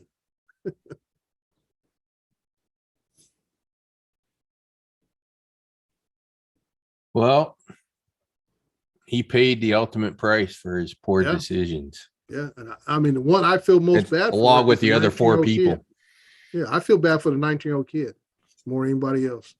Yeah. Yeah. I mean, to be honest, it was an opportunity of a lifetime to Yeah. go. And at that age, you don't think about the consequences. No, well, you're down there with your dad. You're thinking, oh, dad's got me covered. That's what we always think about our parents. Oh, well, dad, mom's got me covered. I'm good. They wouldn't put me in harm's way. Wrong. We all think we're indestructible when we're young. Yeah. Indispensable too. Yeah. But yeah, it's horrible. Wisdom comes with age. Mm-hmm. That billionaire's got too much Like when money. thing first happened, the first thing came to mind is they didn't have a tethered line. That's first thing. That's first thing got yeah, mine. I know. That's a really damn interesting question. That's the It's first what thing the I hell heard was that about thing that. I not said, tethered? Don't they have a tethered line? This thing to keep communications between them and whatever. And just in case something does go wrong, you have a fail-safe system built into the tethered line to deploy the automatic ballast, all this kind of stuff to bring to the surface. But like I said, It had that on it. yeah, That I don't know it how could come to the initiated- surface, Yeah, it's even if supposed to they were be- passed out. Right. But you Yeah, remember, I'm like- James Cameron, he's been down there 22 times down in the sub. Yeah. So The problem is though, you could have a sub that can go down there 200 times and not have a problem, but it's that 201th time because somebody didn't check it and there was that little crack, and that's the problem. I mean, the same thing happened with the space shuttle. We've had 2 major incidents with space shuttles, on reentry. The first one was completely. One The on first one reentry was and one dumb. off the pad. I'm sorry, one off the pad, one on reentry. So it can happen to Yeah. any type of piece of equipment. And I always go back to the guys in the movie Armageddon, where the guy says we're sitting on all this fuel equivalent to a bomb going off built by the lowest bidder. Yeah, he's right. Yeah. Like in Big Bang Theory, when Howard's going up and he goes, there's a fuel leak. He Yeah. goes- And he goes, be calm, 9 out of 10 times. It's fine. He says, but what about the 10th out of 10? Kaboom. Yeah. But yeah, Yeah, the 'cause Challenger was literally caused because they were below temperature, and they knew they were below temperature, and they accepted the risk Mm-hmm. out of stupidity. Yeah. And like I said, I remember I was That was a down. process one. Yeah, I more was than down anything. in I think it was South Carolina when that blew up. And we were all in there, we were down there doing security detail at Charleston Naval Base. And we're watching this thing and we watch it take off and then going up. And all of a sudden you see this, this separation. And I'm thinking to myself, I said, that ain't supposed to happen. And then when the other one came back in reentry, and it had debris spread across what, 4 states? And stuff on reentry.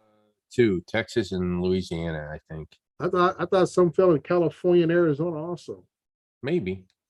Hmm. I mean, there could have been, obviously it was starting to come apart. So Yeah. there's probably a few pieces of it Yeah. So I there mean, too.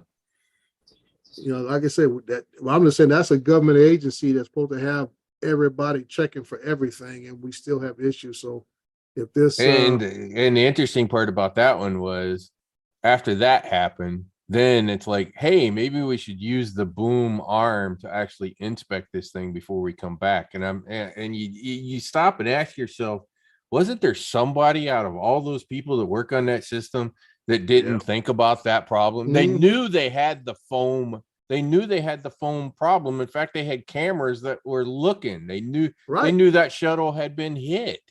Yep. So somebody wasn't bright enough to go, hey, maybe we should go do a spacewalk and look on the outside before we come back, when they Mhm. knew the foam had come off and it had hit the shuttle. Yeah. So I'm just thinking, when you have incidents like that, and then you look at this guy with this sub, it seemed to me, I don't want to be the next poster child for not having somebody check everything. Oh yeah. But like I say, it's just one of those things sometimes. And I think it's literally one of those where, because of what he was doing, that there was no regulations. Yeah, well, I could say, they're in a situation where there is no real regulations other than obtaining permits to do a dive. And so, I think. Anyways, guys, I'm gonna take off, so All right, catch you later, Paul. yeah, we'll Mr. see you Hodges, guys next time, eh? So, hey, all right, Paul. you have a good evening, sir. Yep. Oh shit, I can't leave. I gotta make Paul the host first. Oh, If I shut it down, everybody's done. Yeah. that would have been an abrupt end of the session. Yeah, no kidding. Oh, there we go. Well, I'm safe now. See you guys. Catch you All later, right. Paul. Yep, bye. But like everything, Jerry, we learn from our mistakes. Yeah. And as I say, And sadly, some of those life mistakes is cost a- people's life lives. is a cruel teacher. It gives you the test before it teaches you the lesson. Yeah. I just want to point out, do we really, really learn from our mistakes? Well, that shows Slowly but surely. that shows the Sometimes- difference of wisdom or discernment. Yeah.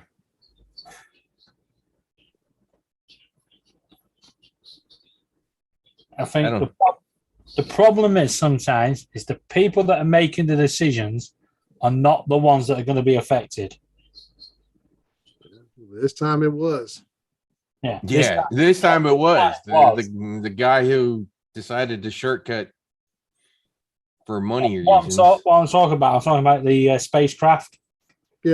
Oh yeah, that Well, was Like I said, that's all government program stuff. And like I say, you're sitting on all this hardware built by the cheapest bidder. Yeah. So as they say, you get what you pay for. You I got a see? friend is working at a company called Relativity Space, and it's interesting what they're doing to build rockets, which is ironically 3D printing. Hmm. Sort of taking the human factor out of the manufacturing and making it far less complex to actually build the rocket.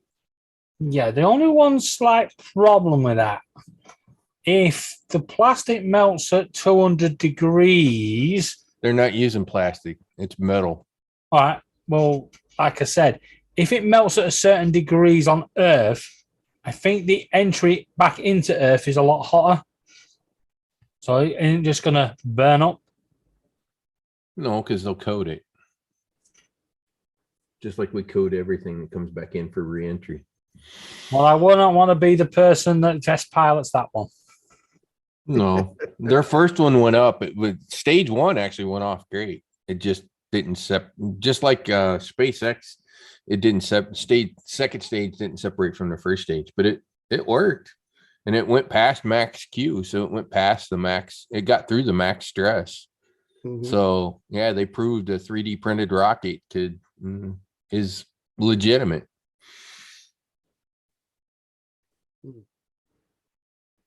And it has less parts because, Do you well, think it's it's gonna 3D be printed. the last time anyone's going to try and poke their nose into the graves of the Titanic?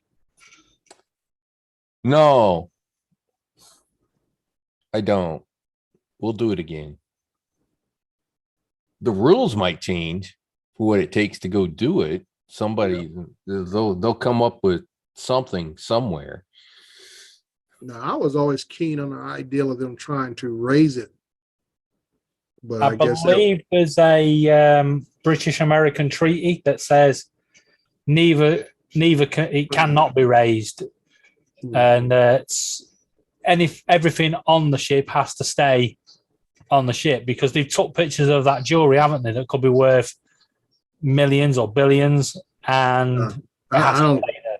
I didn't know what exactly was on the ship except for personal items. But I was just thinking about, I know at one time they talked about trying to raise it with the regular float devices and stuff. And then once it gets to a certain level, they can tie it on, winch it on, and bring those big platform ships to just kind of slide underneath it. Well, they did it with a Mary Yeah. Rolls, and she was in a lot worse condition.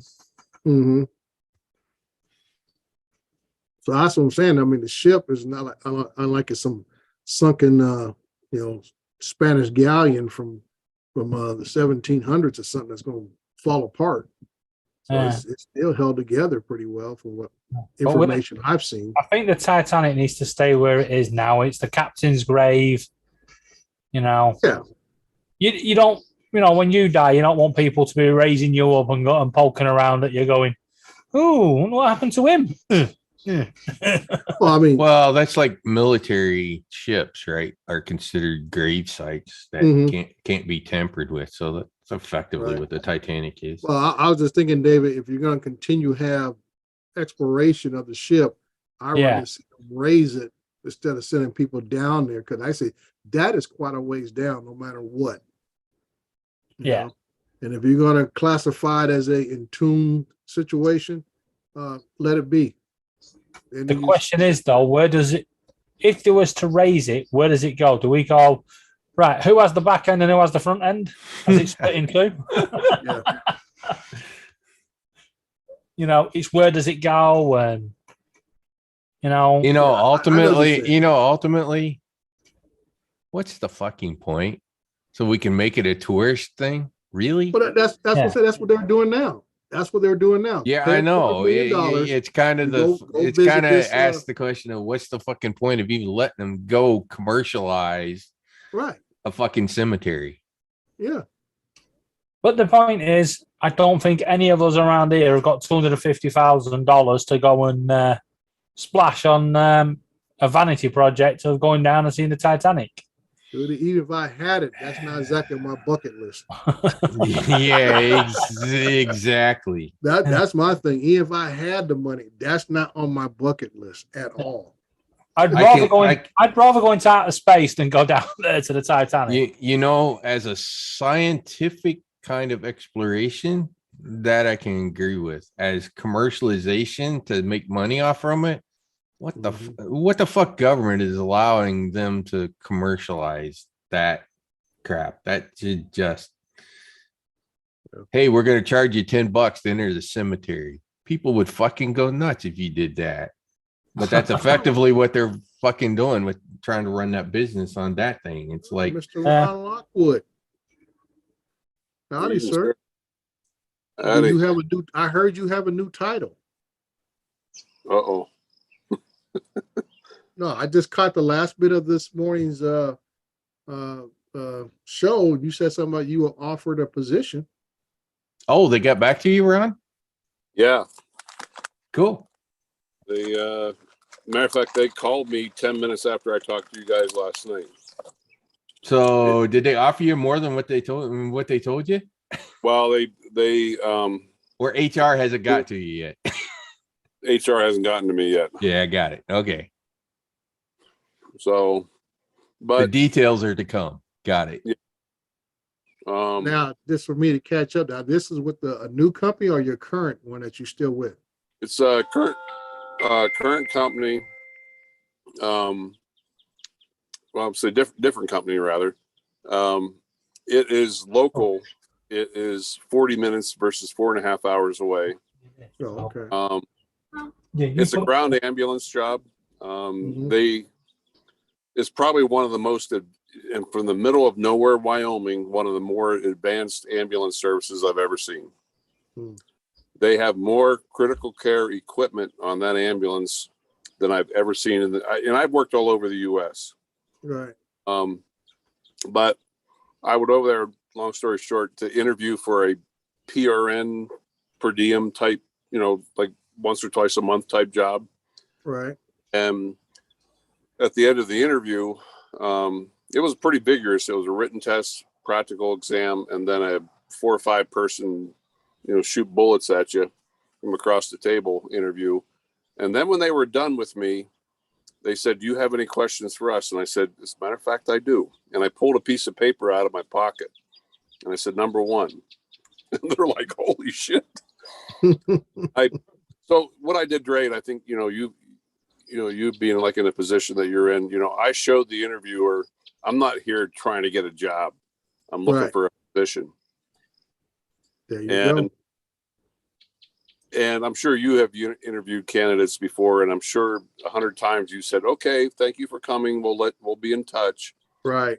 End of my interview yesterday, they said, "Would you like to come over and take a look at one of our stations?" I'm like, Mhm. okay. Because when they asked me, they said, you're here for the PRN, one of the PRN positions. And I said, yeah. They said, "Do you have any interest at all in full time?" And I said, "I'd be interested in hearing the logistics of Right. what all's involved." And the girl, her name was Shauna. She said, "Well, I'm sure salary is one of them." And I said, "Yeah, I'm not going to lie to you." I said, "Salary is important." And when she told me the salary, I had to pull myself off the floor back into my seat. I couldn't believe it. Well, tell you It the truth, Ron, I was hoping that your current company was going to offer you a higher position so you would be over the guy that's being a pain in your butt. No, yeah. But honestly, Dre, I'm the more I'm sitting here over the last 24 hours, I'm tired of the 4.5 hour drive. I'm tired of being away from home 5, 6, 7 days. This job is the pay raise is looking at $10 to $12 an hour more. Excuse me. Which totally blew me out of the water. And excuse me. Bless you. Thank you. It's 24 hours on, 24 off, 24 on, 5 days off. Mhm. And it's 40 minutes away. And I'd be home more often. I'm hoping that my current employment will keep me on. I'd like to stay there per diem part-time. I'll miss, because I'll miss the flying part. I'm still a thrill seeker and love jumping in a helicopter and going out to an accident scene. But if that goes away, then it Well, does. the money he's going to save just in drive time and wear and tear and gasoline and everything else. Yeah, there's another piece to this, Ron. Yeah. And that is you'll have more time to make money on your guide work. Yeah. So And the you'll other make from a increase there. financial standpoint, I look at it, just 3 months ago, I bought that little car and I went from a 16, 18 miles per gallon Ford F-150 to a nearly 40 miles per gallon Chevy Cruze, which that's what I'm driving to work now. That's my work truck. Right. And then on top of that now, the high amount of mileage I'm going to be driving less a month, the more money I'll save on that. Oh, 100%. And maintenance costs Well, to maintain the and vehicle. the winter weather is a bugger for you driving that distance. Oh God, I remember the one day this winter, and I think I was on with you guys. Yes, you were. I was going through a storm. It took me 9 hours to get to work one day. Oh man, it was. I'm tired of that. The stress, the white knuckle syndrome on the steering wheel, driving 9 hours in that snowstorm. Yeah, No, quality of life, can't put a price on it. it'll be a change, and change is scary. Mhm. You know, Well, yeah, we But- talked about that earlier. The older you get, the less you like change. yeah. Yeah. You don't know anything about that, do you, Paul? Yeah, right. He You don't like uses a computer, but that's about it. Yeah, that's it. That's it. Don't That's tell me it. how it Don't- works. Don't tell me how to fix it. I just, But you know what? I'll if worst comes to worst, guys, I've got one of my coworkers called me yesterday, and he's taken off. He bought what the hell is that thing? It's the multi Mac Daddy giant. What do you call it? The shit. He's spray drone. What the hell Oh, is the it? Agra, Agro, Yeah, that thing- oh my Tegra, God. Agra, or whatever that thing is. We took that thing the day he got it. It came in a crate, Yeah. and we got that thing out of the back of his truck, and we actually put it together and set it up. It was damn near half the size of the helicopter. I was working on that. That thing was huge. Like the T40 or something like Yeah, that. that's exactly what it was. The The T40. T40, yeah. And he anyhow, he's got a couple big spraying contracts potentially. And he called me yesterday and said, Ron, I need you on this shift, that shift, that shift. So you know what? I might go up and give it one last go up and get a couple helicopter shifts, a couple fixed wing shifts, and call it quits. It'll bum me out a little bit. And this has been an emotional week for me, especially with the whole thing with my brother. his brother passed away yesterday, Dre. oh, I'm sorry to hear that, guy. Yeah. Yeah, I heard from his wife again today. She called me again today, wanting to know if the obituary, if it sounded okay. And Mhm. yeah, but overall, he was a good guy. Him and I, we had our But it issues. heads. Yep. Was he older or younger? He's 3 years older. Okay. It was, the sad part is, we didn't see each other for about 8 years. And then when my father passed away, he came back to Pennsylvania. So did I for the funeral. And when we met up after the funeral, we went to the wake, which was at my cousin's house. And he and I went eye to eye in the garage, and it took 8 people to pull us apart. Wow. Yeah, there were some broken things and a lot of blood. Mhm. It was not pretty. And you got 2 guys that are pushing 250 going at it full Mhm. tilt. It wasn't a pretty scene.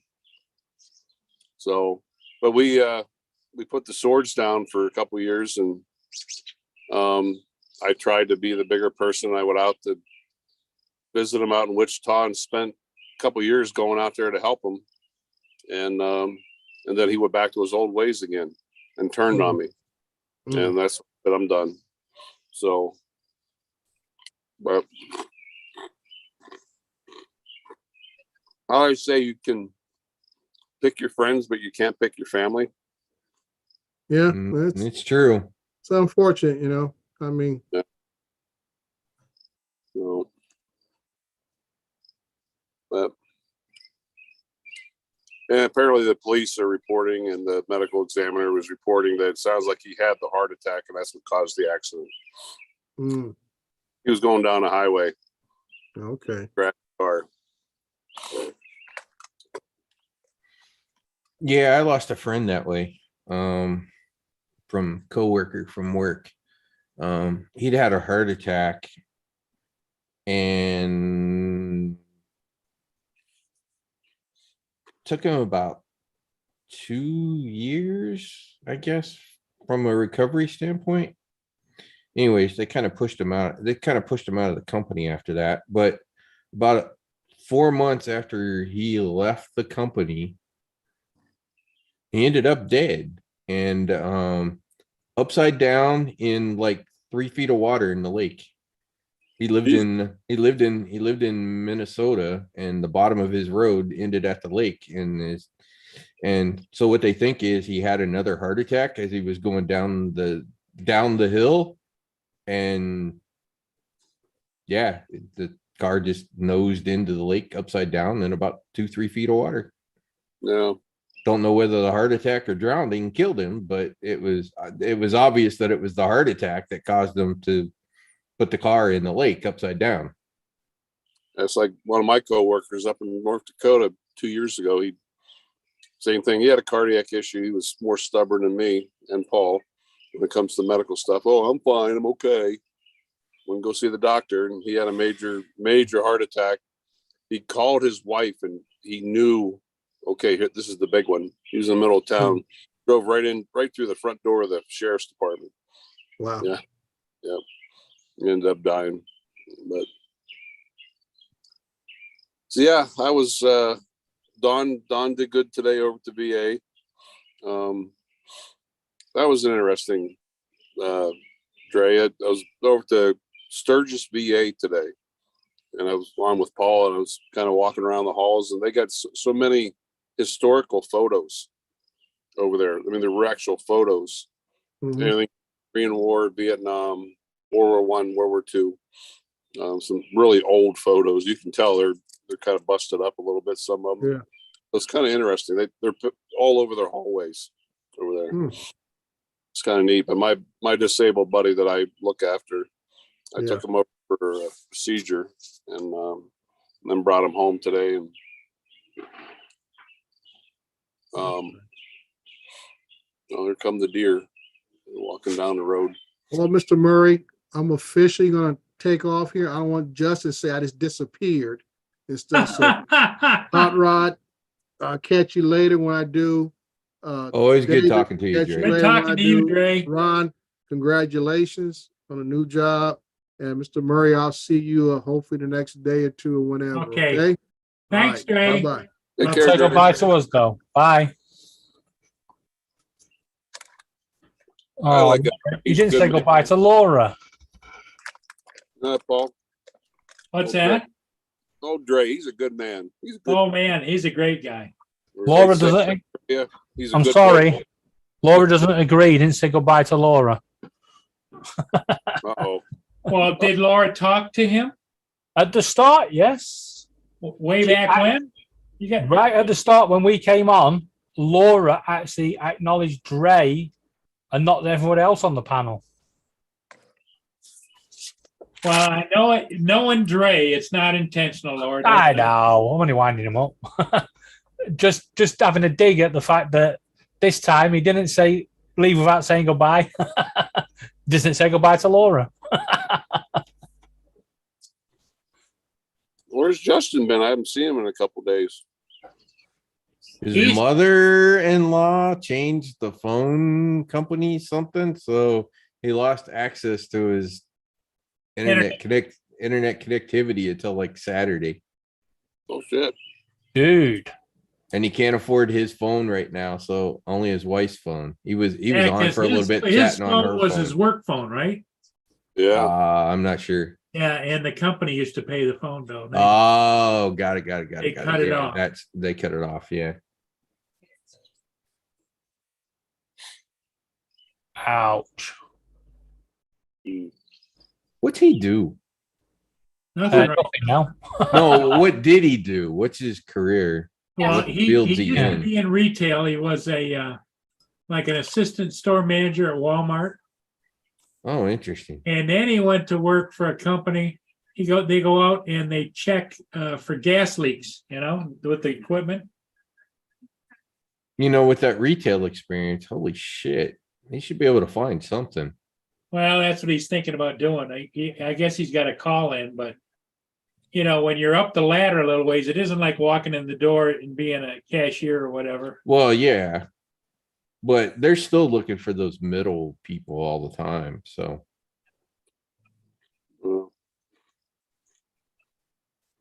Yeah, the problem And- is there any of them jobs out there? And the mother-in-law wants to throw he and the family out. Huh? Yep. The mother-in-law wants to throw them out. Yeah, because she's got a new boyfriend that she wants to live there with the boyfriend, and the boyfriend doesn't want them right. Oh shit. Yeah, Yeah, that sucks. that sucks.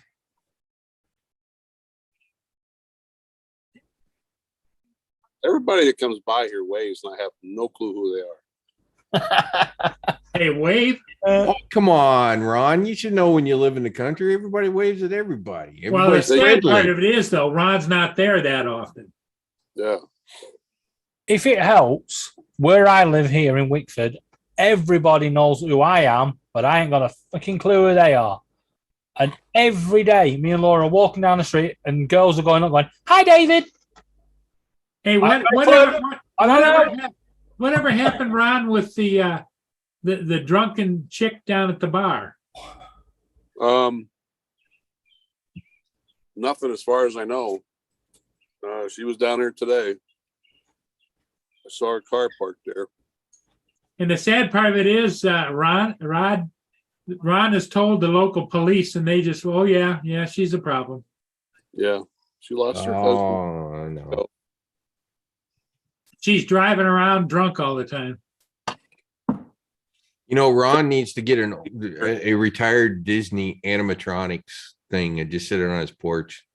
Sit there, just wave the hand so that everybody goes by. Just wave it. Sit the little robot in the chair where he's sitting now. Just waving. Wait. The little town of Moorcroft is about 12 miles from here, and she goes down there frequently. One of these nights, I'm just going to be in a rotten mood. I'm going to sit outside that bar and wait for her to leave. And then I'm going to call the state. Have the staties pull her over. Yeah, because he talked to a deputy, and the deputy just kind of poo-pooed it, didn't he? Mm-hmm. Because they all know each other in a small town, you know? Well, I don't know. A bullet through a tire would be what's that, Rod? a bullet through the tire would kind of work too.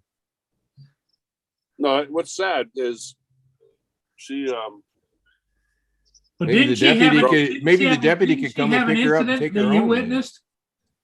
she was a drunk beforehand. As a matter of fact, it's funny that there was a girl I met on one of the dating sites that's local here. And we never actually really met up, but we talked dozens of times. And she knew of my community of Pine Haven. And she said, "Ron, do you ever go down to our place?" And I'm like, "Yeah, I go down there for breakfast all the time." She goes, "Watch yourself." She goes, "There's a woman down there by the name of Linda. You always recognize her. She got straight blonde hair and always wears this little shaggy looking cowboy hat." I'm like, "Yeah, I see her down there all the time." Apparently, this woman that I was, potentially going to date, her father was at a bar one time and was trying to be a nice guy and offered her to drive her home while she was married, try to drive her home, and she accused the guy of rape. And all the evidence showed that he didn't do a damn thing, but he went through hell for about 3 or 4 months, got thrown in jail and everything. This woman's nothing but trouble. No. Unless we've got something. But she runs around, like I said, she goes up to the local grocery store up here, and the owner of the grocery store, he said he's a friend of mine. He's probably the most abrupt person I ever met in my life. But you need something, you say, "Hey Jay, I need you to help me." He'll be right there. But he'd be the first one to, if you piss him off in the slightest way, he'd tell you "F you," But he's nobody to mess with. But he was very good friends with her husband, and he used to fish a lot with him. Well, he has a nice picture in a frame right up by the cash register. Every day for the past 3 months, been coming in there and bitching and complaining, "Take that picture down." And Jay, the owner of the store, his wife is actually the one who runs the store, but even though Jay owns it, Terry keeps telling Linda, call Jay. He owns the building. Call my husband. He owns the building. And he was also your husband's friend. And that's picture staying up on the wall. She'll come in the next day. They said she's staggering drunk. Yeah. It's a shame. Well, didn't you say one day you were out there, you saw her, she pulled right out in front of somebody? Yeah. Yeah, but that's why the reason I called the sheriff. And right now during this time of year, there's I've had kids over the past 3-4 days going up and down my street on little bicycles and scooters and stuff. What's it going to take? Another death in this community? Sounds like 4 flat tires would be useful, Yeah. or a little sugar in the gas tank. Yeah. Anything to keep her from being able to Or you drive take that her- fucking take her out in your vehicle. boat and drop her off Yeah. with an anchor. Yeah. With an anchor, yeah. Roll shelter. But guys, you hear the stories and you hear maybe the jokes, but it's true. When you come to an area like this, it's a good old boys club. Yeah. Look at all the local cops know that those 2 bars down there that people stagger out of there all the time.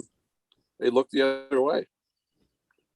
The county sheriffs do, but I think the state boys are starting to move in a little bit. Like the other night, that crash up here where they crashed the 4-wheeler and the guy was killed. There were 3 state troopers there and 2 county sheriffs. But Yeah, it sounds like it's time to call the stadies.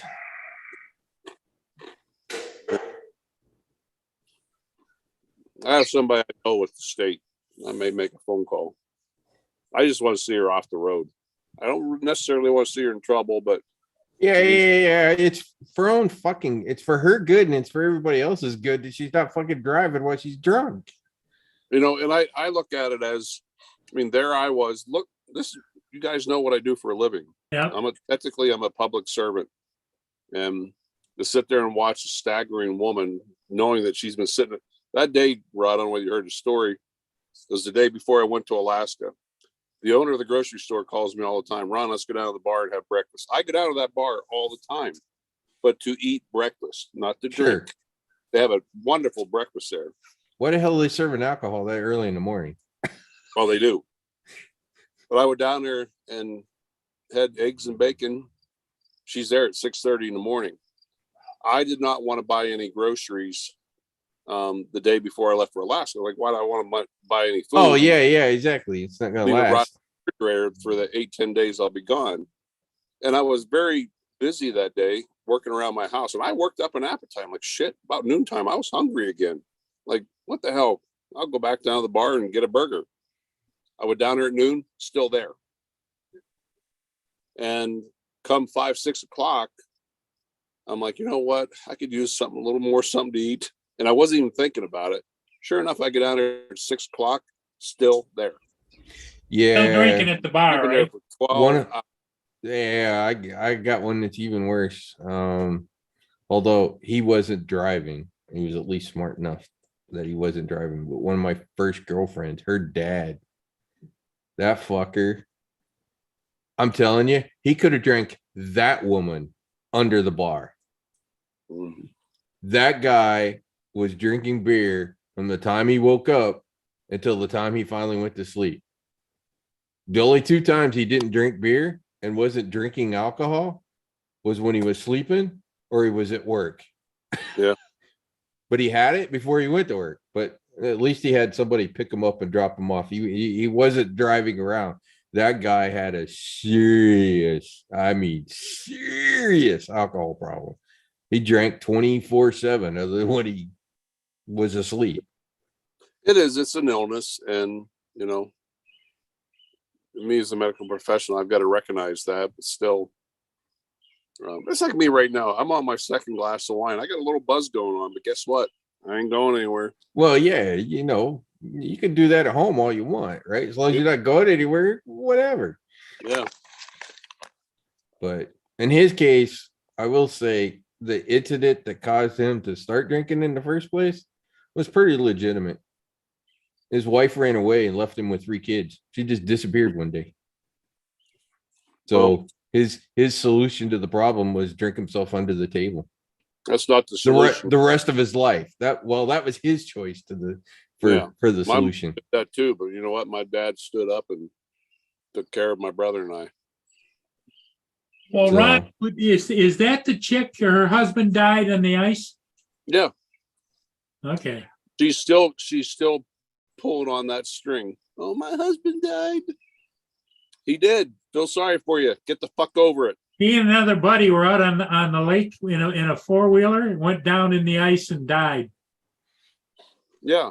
You know how many, well, up in Minnesota, at least a couple of times a year, there's fucking trucks that fall through the ice from the ice fishermen guys. Well, Rod, I don't know whether you heard that story, but there was one of the other guys here locally that I know, and he went through the ice. He was on a quad. He went through the ice on his quad. He was out ice fishing. Now, if I called you, Rod, and say, hey, Rod, I just went through the lake. I went through the ice. I'm out. I'm cold. I'm wet, but I'm okay. But I need some help. Would you bring your four-wheeler out to come get me? Fuck no. Oh, Yeah. one went through already. You're not going to be able to take one out there. It's going to fall through too. My next door neighbor right here, brand new four-wheeler, probably a $15,000-$20,000 four-wheeler, uninsured. He's sitting down there at the one, there's 2 bars side by side. They're sitting down there on their Thursday night playing cards and drinking. And old Kelly said, just take my four-wheeler and go get them. Well, so 3 of them, 2 of them were firemen, local firemen here with the rescue on the fire department. They all 3 jumped in there in whiteout conditions. It was snowing so hard for 5 days, you couldn't see 10 feet in front of you for 5 days. And they said they could actually see the tracks where they didn't even skid. They drove right off the ice and right into the water. And one was revived. He drowned, but as we say in the medical field, you're not dead till you're warm and dead. Yeah. It was a cold water drowning, and they were actually able to revive him, and they got him back. And I saw him the other day. I can see take the four-wheeler, but you take like a 500-foot rope with you and you sort of gently walk out there. Yeah. With a rope to go, you strap the guy up and then go back and pull him with the four-wheeler. They brought Homeland Security in here with a special sonar unit because of the way the current was going. They found them a couple 100 yards down. They finally sunk to the bottom, but they found them. They were still strapped in the four-wheeler 5 days later, but they were drunk. And Yeah, well, that seems to be Saturday a night. commonality to a lot of stupidity. Saturday night, the one guy that drowned and was killed, I was laying in bed here. That's just the other night, right? Yeah, this past Saturday night. I was sitting here and I hear this. What the hell was that? It was a four-wheeler hauling ass past my house. And my road here, it does a big circle. Half hour later, I was woke back up. I heard sirens and my whole house is strobing with red and blue lights. I come out my front porch and right down here. He obviously didn't make the circle. Then make the circle. It was the son of one of the ones that drowned this past winter. Drinking four-wheeler. There's a definite alcohol problem in your neighborhood. Yeah. there is. Well, what's one of the number one problems with the Native Americans in Alaska? The number one problem by far. Yeah. Alcoholism, right? It is. And the thing is with the natives there and the natives here is, and the some of the Asian community, the Japanese especially, there's a gene that they lack that breaks down the sugars of alcohol. Oh, They- gotcha. Where you and I can drink maybe 5, 6, 8 beers, where they can only drink like 2. And they get more hammered than you and I. Gotcha. So yeah. Their genetics make them more vulnerable. Yep.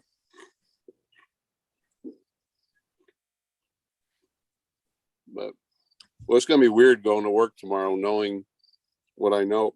You ever do that? You know, you go for a new job and you know you've been accepted and you don't want to quite You say. know, I don't know, but it's interesting we're having this conversation because one of my coworkers called me today to tell me, and he lives over in Tampa on the other side. We've been good friends for a while.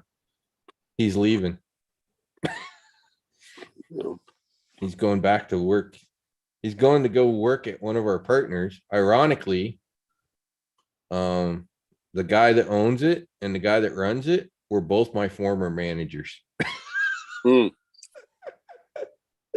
So he's gonna go do that for a while. Like, oh Yeah. damn it. I I mean, don't I'm need you leaving. anything against the company or anything, but I have found what I feel might be better opportunity. You know, No, you don't ever. Yeah, it's obviously, you know, the one thing that really holds people back from getting super successful, Guilt. and this was something that I kind of learned when I had to do my first big move, second big move, probably second big move, was sticking to your house. You know, what's that odds that most people die within, I forget what the percentage of people is here in the US, within 25 miles of where they're from, right? And a lot of people don't wind up making those big dollar careers because they plant their feet of, no, I'm from here, I'm going to stay here. And so by doing that, you've limited your potential ability and your earnings and your experience, which will turn into your earnings, because you simply won't move. And sometimes you got to go, if you really want to go up the ladder of these companies and you really want to move up the chain, you've got to be willing to move and go where they need you to get the experience. And then after you've got that experience, then you have the power to sort of decide where you want to live after that. But you've got to be willing in the first place to pick your goddamn ass up and go and chase your career. yeah. I mean, look what happened to me. You know, 22 years at the same place, Mhm. freshly divorced. My divorce came through in November of 2010. In 2011, in January, I put a bid on a house. I'm like, all right, divorce is final. I was living with a friend. I wanted my own place. I did settlement in February, and I bought this place, and I put a ton of money into it in 4 months. 4 months after I bought the house, Dude, someone's just walked into the sunset of Hot Rods. they shut down my flight program, and the company that there was people in our hospital boardroom that I didn't recognize. It was in there the day the CEO said, "We're done. We're shutting down. Go downstairs, get your severance package." And this guy, strange guy in a suit and tie, said, "Here's my card if anybody's interested in job assistance." And he goes, "I know you're all pissed off. You just all lost your job, but take a couple days, calm down. If you're interested, call me." I called him. I said, "I have a brand new mortgage and no job." And he said he would put a good word in for me. So I applied for all these. The company that was there, there were helicopters in 45 states. And he said I could get you a job anywhere. And after about 2-3 months, I had no luck. And I called him one day. I pulled the card and I said, I called him and I said, "Do you remember me?" And he said, "Yes." I said, "I've heard from no one. I run out of luck here. I'm having a hard time paying my mortgage." And he said, "You've heard from nobody?" And I said, "No." He said, "You don't hear from somebody in 2 hours, you call me right back." And he made some phone calls. 2 hours later, I get a call from a guy from California. And he said, "Looked at your resume. He said, "You're a perfect fit. I'd like to have you come out for an interview." I'm like, holy shit, Pennsylvania to California? What the hell? You know? You okay there, Paul? What's that? You okay? Yeah. Oh, Good. Well- You guys want to keep going for a while? Yeah, I don't mind. but Yeah, Rod, I'm gonna make. Hey, you want me to make you host? Yeah, it's up to you. I'm gonna go catch a ship real quick. All right. but Rod, it was the best thing I ever did. Yeah, no. The eh, you know, I was scared to, don't get me wrong, I was scared to death. And I remember I've told this story a couple of people, and this is the way I put this. I was scared, like, what did I do? Did I make the right decision? And my third day on the job, I'm out in San Diego and we get called for an accident, and it was a very tragic accident. Mother and son hydroplaned on the, I think it was on the 8, what they call the Interstate 8 out in California, big 6-lane highway. The son was killed. We life flighted the mother by helicopter up to a local hospital there. That was about 8 in the morning. About 1 in the afternoon, we get called back to the same location. Like, that's strange.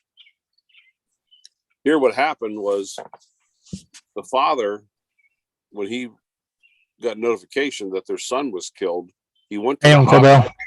Bill. He went to the hospital and blamed the mother and threatened to kill her. And it was like an O.J. Simpson chase. He took the security, apparently got him out of the hospital. He took off on his car. Well, next thing you know, it was a 20 car or 20 police car chase of the CHP yeah. in California. There were 20 cars chasing him, and he was going at a low rate of speed all through the area. And he jumped on the interstate the wrong direction on that same interstate, drove up to the area where his son was killed. And when he got about a quarter mile from there, he gunned it. And they said he was doing about 120 mile an hour, and he smashed into about 15 other cars. Yikes. And we got the call, you know, we were actually like the 5th helicopter called. And when we landed on the scene, we got out. And I remember stepping out on the highway, and I looked up the street, and I'm like, holy shit. I could see ambulances, Bill. busted up cars, police cars, broken up bodies for literally as far as my eye could see. And I just stood there and stared for a second. My preceptor, who was the guy that was training me, he says to me, he goes, "Ron, you okay?" I'm like, "Yeah, I'm okay." And what I meant by that was my almost like internal decision at that point is, yes, I made the right choice. I picked my ass up from Pennsylvania. Sure. Yeah, California was not my first choice, but this is what I do for a living. You Mhm. know? I'll never forget that day as long as I live. That was the most exciting day of my career. But your story represents kind of my story and kind of how I wound up where I did and doing the same thing.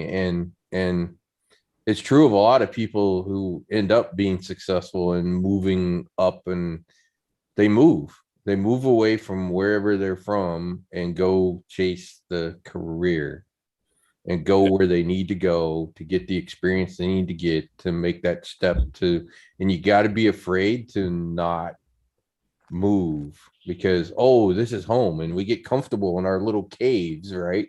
I don't want to move out of the cave kind of thing. But if you want success, you inevitably end up having to do it at some point. Change is scary. This whole thing Change is making me- scary. Well, my stepdad had a bit of a row with this guy that worked at his company, and they both went for the same job. And they was good friends for a while. And then this fella said to my stepdad, he went, "Your biggest problem is you'll never amount to anything because you won't leave the area you live in." But they were both going for the same job, and it was only like 40 miles away. Well, unfortunately, this fella got the job, and it meant he was now in a position higher than my stepdad. So we started putting loads of pressure on my stepdad and got to the point where my stepdad was like, I can't take it anymore, and left the company. Sure. He went to work for another company, and that company, within 2 weeks, bought out his old company. And he ended up higher than him. And he went, guess what, mate? He says, you can go back to where you used to live now. He says, because you're fired. Yeah. So just be careful sometimes. Yeah. No. Hey, David, you reminded me of something. What was her name? Miss Haggerty or something like that. This old hag school teacher used to yell at me all the time. I used to get yelled at because I was staring out the window all the time. Always curious of what's going on outside. She goes, Ron, stop staring out the window. You're never going to become nothing unless you pay attention. I showed her, and every time I sit in the front seat of the helicopter staring out through a window, I'm like, yep. I showed her. That's an interesting story, that. Yeah. Strangely enough, my teacher used to say something similar. David, you're never going to amount to anything. Guess what? Yep. It's the only thing you got correct. Yeah, I showed her. I don't know whether you guys can hear that four-wheeler in the background. That was my next door neighbor. His brand new four-wheeler. It's Thursday night. I know right where he's going. He went around the circle. He's heading down to the bar to play cards in his four-wheeler and drink. Is it you I can hear with all the birds, Ron? Yeah. Yeah, there's a bunch of them. They're kind of in the distance, though. Yeah, sound very happy.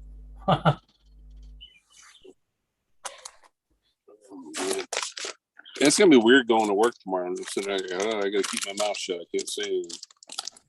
Yeah, that's the hard bit. Not until you sign the official paperwork. Yeah, You know, that's the I hard want to bit. tell my You've got it there. Still, I don't 100% trust anybody.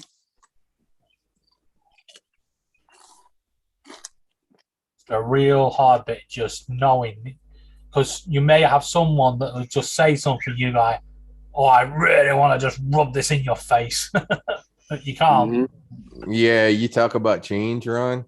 You know where I work, right? I think. Yep.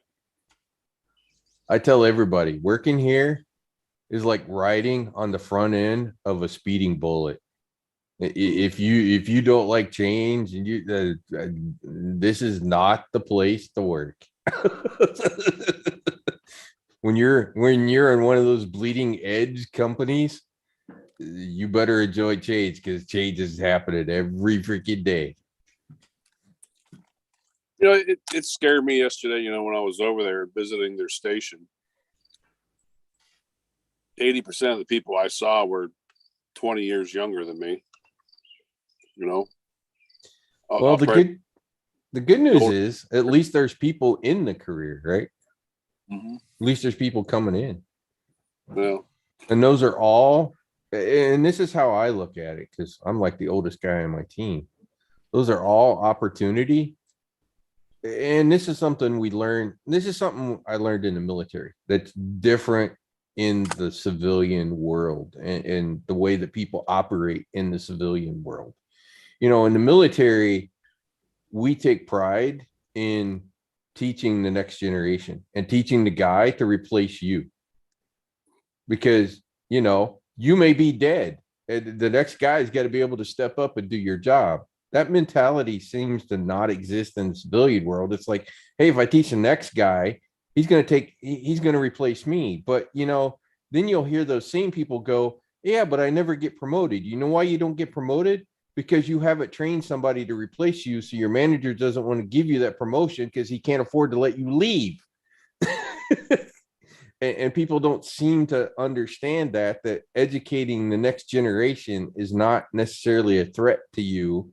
It's an opportunity for you to work your way up the chain. So all those young people it's something else that I always, it's as my own personal sort of influence to it all, is that I look at it as passing it along, right? And passing the knowledge along to the next generation. You know, if we're going to make humanity better, then we need to pass along what we've learned to the next generation so that they can take what we've learned and build upon that, right? Instead of relearning our lessons. And I don't know why humanity doesn't get to figure that out. You're talking, that said, Roddy, you know, you're talking built military versus the civilian world.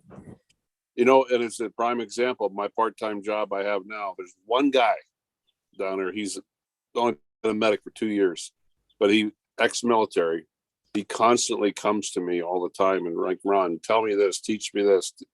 You know, Yeah. last time I worked with him, we went down to the hospital and spent an hour on the ventilator, and I taught him how to use the ventilator. And you know, but yeah, I don't know, the younger generation, I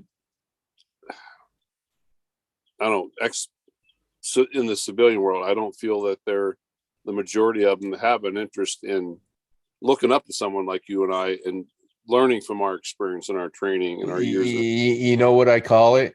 And I called it this one back when I was in the military, because I had problems with my young soldiers. And I used to go, you all are part of the me generation. Ron, can you see the chat? No, Oh, Mark R. White, but I know you go to work to fly, Ron, but I'm guessing the best days for you, for your work, when you don't have to go and go out find, I think. So in other words, when you don't have to go out on jobs. yeah, Yeah, because when you go out, that means something bad happened to somebody. bad day. Yeah, somebody had a bad day. Yep.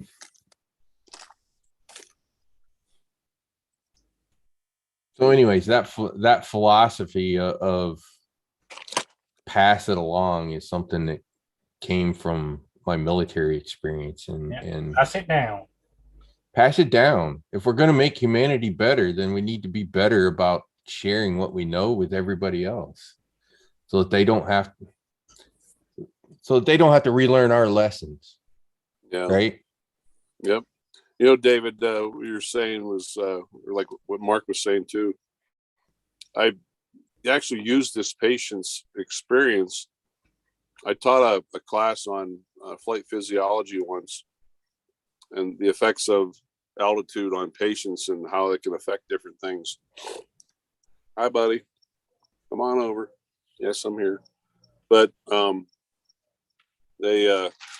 had this guy one day talk about having a bad day. His wife left him. He got mad, went out, and he wrecked his car. He gets into a crash.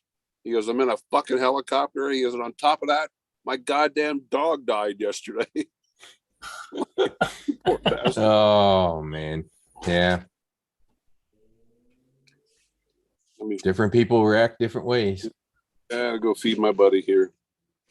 The thing is, Ron, when you turn up, you're like the key to turning someone's life around. Yeah. Hi, buddy.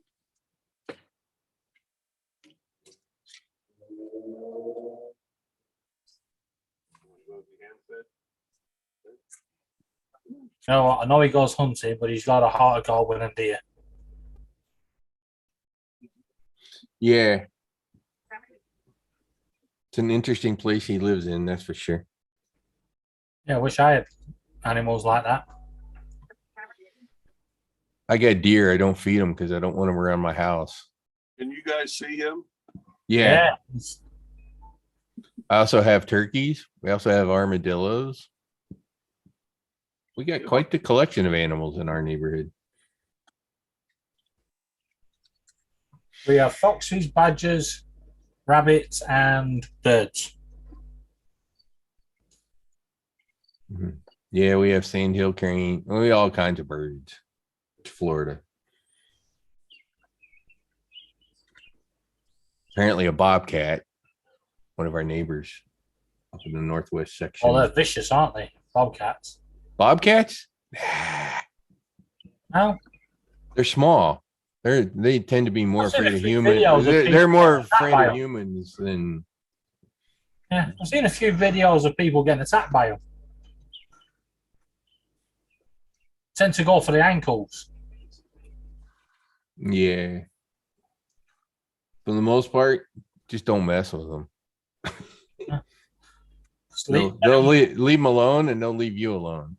That's the same with all wildlife. If you don't bother it, it won't bother you. For the most part, it's true. Unless it's hungry. Mm. And you're a buffalo, and the lion's hungry. Yep.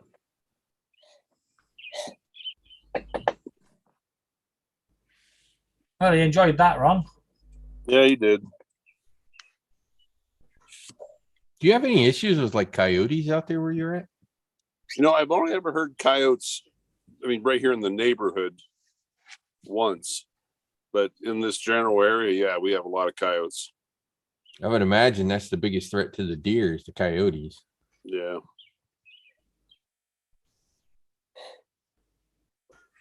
Yeah, because could be what happened to Oliver because he disappeared, didn't he? I remember if this one comes up on the porch or not. I don't think he does. I know. I think it was I saw one time parts of Montana. They were talking about hunting the coyotes because the overpopulation. Yeah, we actually have my boss, the outfitter I work for. He is on a club or organization. They hire a guy on a small plane, and they have a guy sticking out the side door. They fly level and low speed and take out coyotes.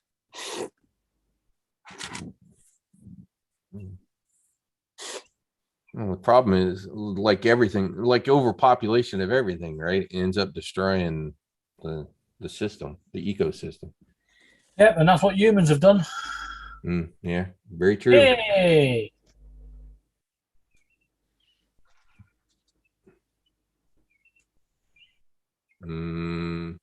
Somebody mentioned. I think he's coming on the porch. Somebody mentioned corn.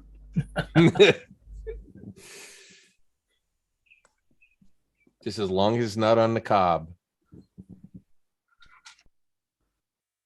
He's a little leery. Yeah, he sees the three on the wall. I've got that blind closed. I don't even have actually seen it. Seen The it. way they see the bear in there. Oh my god, yeah. Oh, yeah. Just think, Ron, in the next couple of days, if you're getting this job a little bit closer, you'll be able to break the news to the deer. Yeah, I'm gonna be home a bit longer, more. yeah, home more often. Just means he's gonna have to spend a little extra money on some more corn. Yeah. And then you get the one deer going, darn it, we're gonna have to find somewhere else for Netflix. Yeah, this one's a little leery. There's another one that he almost comes in the front door. It's okay, buddy. Oh, he'll figure it out. They always do. They do. They get hungry enough. Yep. All right. Here he comes. He's working on it. It's all a matter of trust. Well, and you not moving much.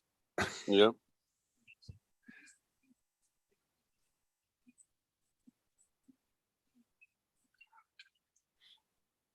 Look at those big ass ears. Mm, His ears are as big as his antlers. I know. He's only just started growing the antlers, hasn't he? Not they grow them in the summer and lose them in the winter, or is it the other way around? Nope, he's saying no. Okay. Yeah, did they lose their antlers in the summer, Ron, or in the winter? Say again, David. Their antlers, did they lose them in the summer or the winter? They lose them about February through like April when the new ones are coming in. Yeah. So come December, they're going to be massive. Yeah, yeah. November and December, yeah. Now that's the deer. Now the antelope here, they lose theirs late October into November. So have you ever found any antlers just lying around? Yeah, yeah. Believe it or not, I tell you, it's a big money maker, especially with elk. Oh God, you find elk antlers out there, they're worth money, big money. You know, I knew a guy from our office. He was looking at guns because he wanted to go elk hunting kind of out in your area. He was looking at 50 cal rifles. Oh Jesus, for elk? Yeah. Well, I'm like, God damn, you want to shoot that elk from a mile away, don't you? Yeah. There'd be nothing left of it. No, solid 50 cal. No, it'd go straight through. Yeah. Just leave a big hole on the way through, but it'd go all the way through for sure. Take something else on the other side.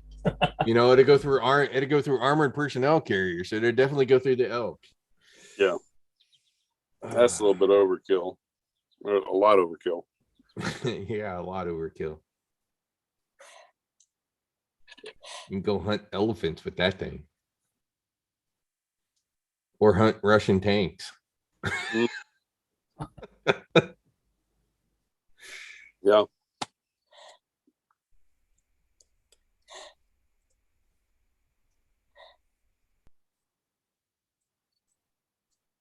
Yeah, he's just sitting over there eating the stuff on the ground right now. I wonder if that was the ship that Paul was trying to catch. Probably.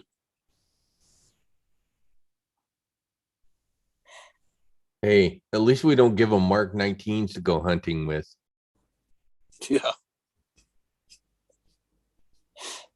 Those are fun though. I never got to shoot one. My brother did. He was a gun bunny. So the ammo carriers had the Mark 19s in the field artillery. So automatic 40 millimeter grenade launcher. Yeah, nothing like that. That's what it is. It's a full auto 40 millimeter grenade launcher. Holy cow, I wish I had my drone up. Goddamn big ass rainbow in behind my house. Mm. I don't know. Maybe I can pop the camera. No,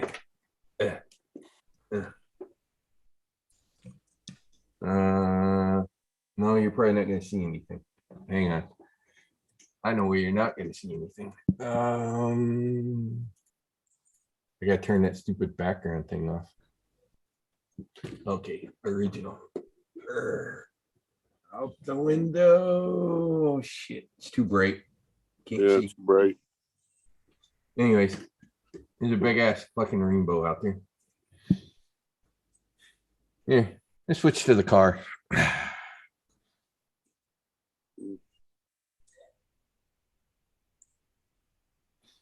You truly are.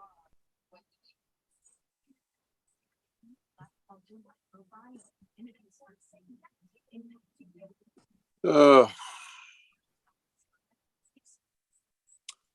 Well, I hope my brother is resting in peace. Wish him well.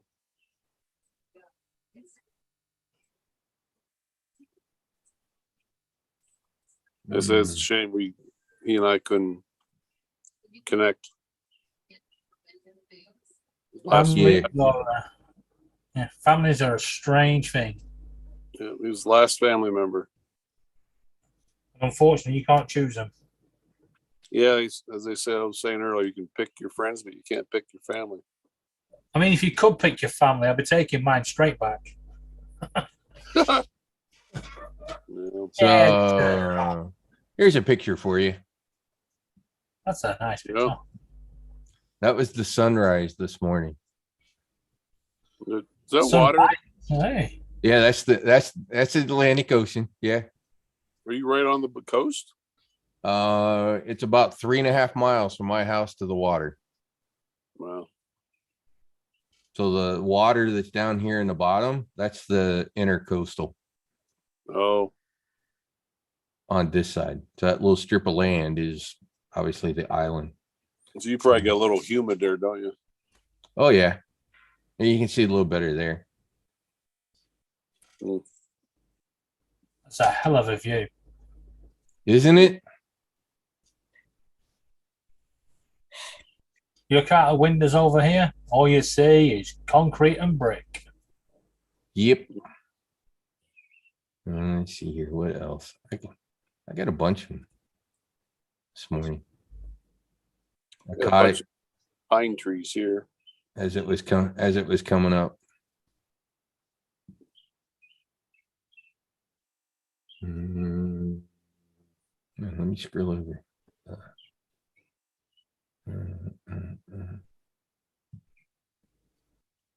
Okay, where's today's versus the other days? This might have been it. Yeah, this was still this morning. Got the clouds up there. And then this was before the sun came up, looking the same way. So kind of where my mouse is the big wide section of the intercoastal here in the Daytona area. And then obviously the water way out there is, well, the ocean. So yeah, line of sight, I'm about 3.5 miles, give or take 3.5 to 4 miles to the. Are you from the racetrack, Rod? Oh, you're looking out that way. Is that looking out towards the UK? There's probably a couple of ways to put that. 3 exits. Oh. Or about 20 minutes. Oh, okay.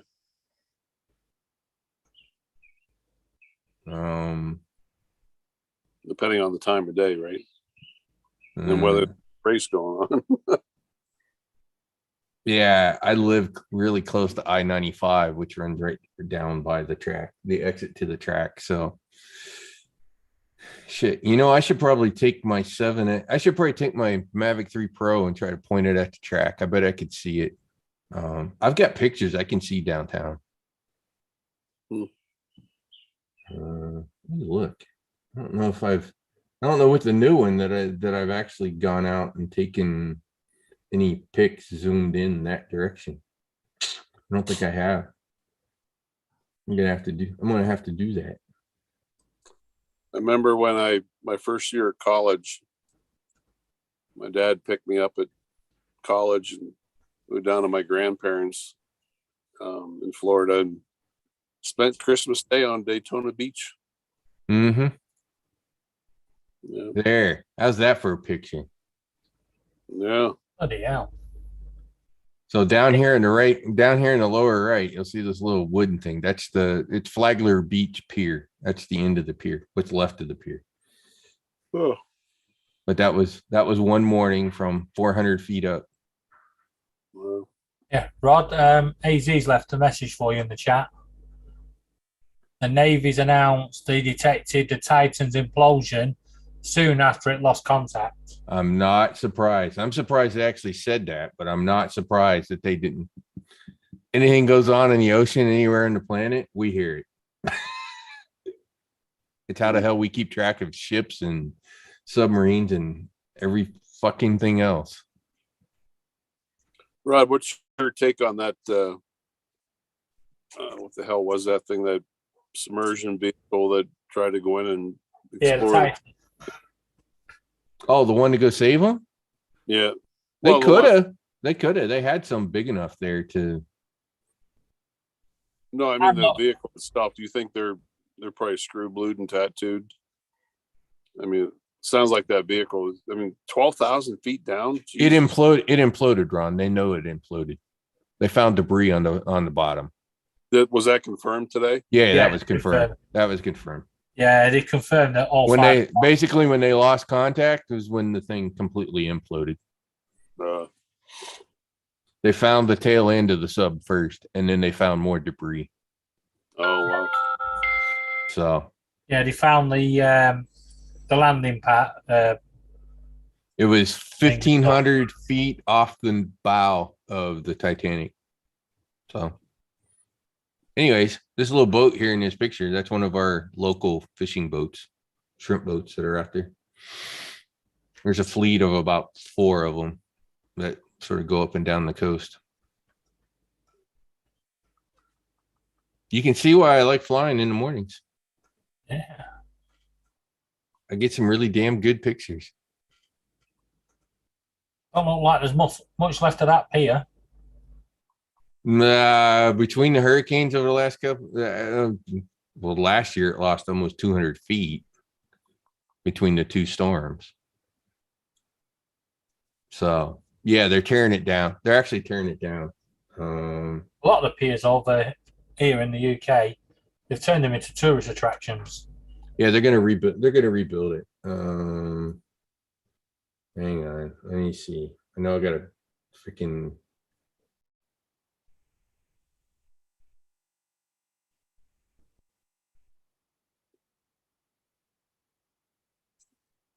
Well, welcome back, Paul. Hey, thank you, thank you. I wasn't gone that long, was I? No, You handled it Okay. right, David? yeah, everything was. So You Here you and go. Ron and Rod? So here you go. Here's that same pier, obviously from a different angle, but that's what's left of the pier. I've made you the host again, Paul. Okay, thank you. So they're gonna chop. Actually, they're gonna build a pier by the pier to take the pier out. instead of bringing a barge in. I don't know why they're not bringing a barge in to take the pier down, but they're not going to take the entire pier. They're going to leave the first 100 feet, I think it is. Yeah. So it'll sort of be right about here, just kind of the start of the water. And then they're going to build, it's going to be rebuilt using concrete. And current pier is about 17 feet over top of the water. They're going to elevate it to 27 feet above the water. But it's going to go up gradually. Yeah. So they're going to connect the wood and the concrete, and obviously they're going to keep the wooden piece and the restaurant that's here, sort of, historical purposes kind of stuff. Yeah. And A then lot of piers are grade listed now, aren't they?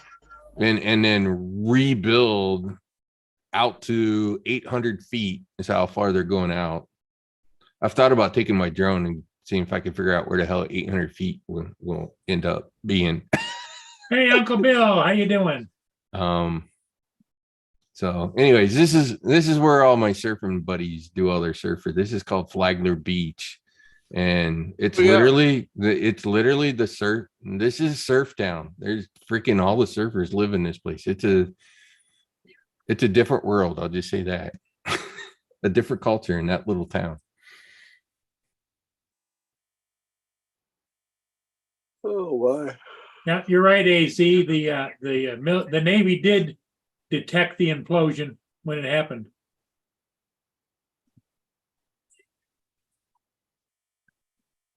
It's weird that they left it until the oxygen levels would have run out to announce all this stuff. Again, you know what really disappoints me? Why the hell didn't they have the sonars on the ship that they were launching from to listen for the damn thing in the first place? I don't know why the hell the ship didn't know that this thing imploded as soon as it disappeared. Well, So it's like you talk about running on a thin budget. They had it's no a budget. combination of two things, Rod. Low tech, low money. Yeah, exactly. High risk. Yep. So Ron, you can see in this picture, you can see the intercoastal in the background on this picture.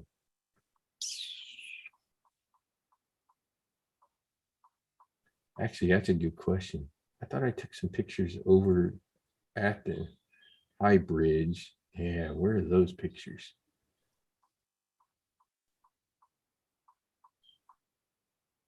Who was it that used to fly from down there, like the other side of the intercoastal, and come all the way out across over to the beach? I don't know. I can't remember who it was, but I remember watching them.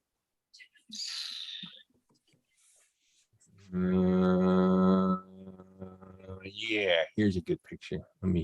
It's easier to stop sharing and reshare. Well, guys, I'm gonna Once I find the picture. Thank you for being here, David. no problem. I will catch you all tomorrow. Because Probably. it's what, almost Later. 2:00 there, right? 1 o'clock. 1 o'clock. Yeah.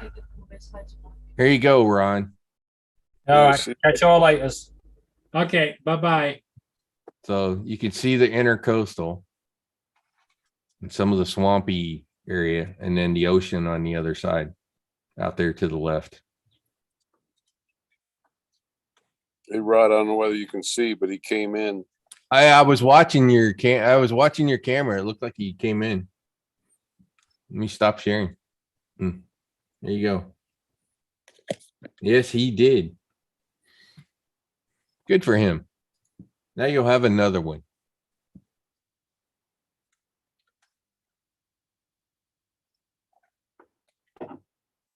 You're okay. Chill out. Yeah. I He's told you. skidded. I told you. Don't move. Yeah. Because then you'll make him skittish and yeah, he'll slide around on that wood. Can you hear him gobbling? Yeah, yeah. I wonder if you should put like some fake grass on the deck so that they don't slide around. Yeah. Or carpet, outdoor carpet. Yeah, outdoor that up. carpet, some rubber mat or something like that. Right below me, there's carpet. But he's on the wood part. Yeah. I wonder if you put something down so that they wouldn't slide around on the wood, whether they'd be a little more. Sure-footed. Yeah.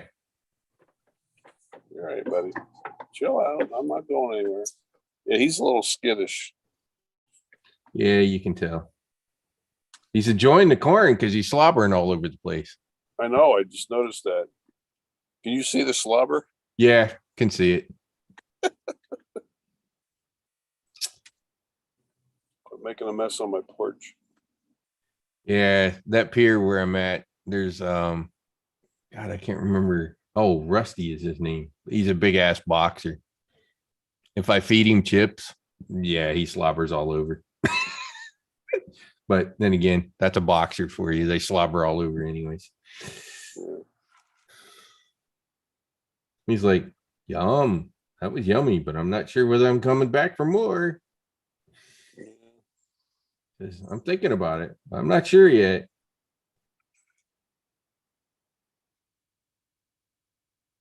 He's licking his lips like, I want some more. It was tasty, but I don't know if I want to go over there to get it. He's skittish. You know, it takes a couple times. Yeah, I'm sure. There's one other one that, my God, I got to try and keep him out of the house. You know, pretty soon, Ron, he's gonna come up and he's gonna ring your doorbell. Hey, Ron, come feed me. I actually had one about 3 years ago. I was at my old place in Rapid City, leaving for work at 3 a.m. My doorbell rings. I'm like, who the hell was at my freaking door at 3 a.m? Opened up the door and there's a deer standing there. And he must have put his nose up and hit the doorbell. Yeah. But I opened up the door. He's like, he's standing with that deer in the headlights look. I'm like, yo, dude, what's up? Coffee's come on in. I'm surprised he didn't figure it out after that and come ring the doorbell more often. Yeah. That'd almost be scary that they learn how to do Well, it. Ron, you didn't train him right because Yeah. he rang the doorbell, you answered the door, but you didn't hand him some corn. Yeah. That's the old place, but I didn't feed the deer at my old place. But this place, oh, he took off already. He's gone. See, no respect. No, thank you. Yeah. Thanks a lot. Appreciate it. Nothing. Just leave. Go. His thanks is he's high society. You got to see you were in my presence. That's your payment. You were in my presence. Consider yourself lucky. Yeah, exactly. Oh.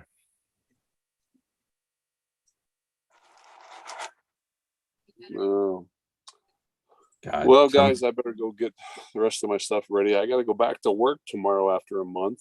Oh, wow. Oh man, you got to go to work. Heaven help you. 4-letter word. Yeah. No. And the worst part is you got to go to work and keep your mouth shut. Yeah, I know. No. Don't be talking in your sleep. No, I know. Yeah. Yep. Okay, everybody in the Yeah. chat, I think we're gonna call it.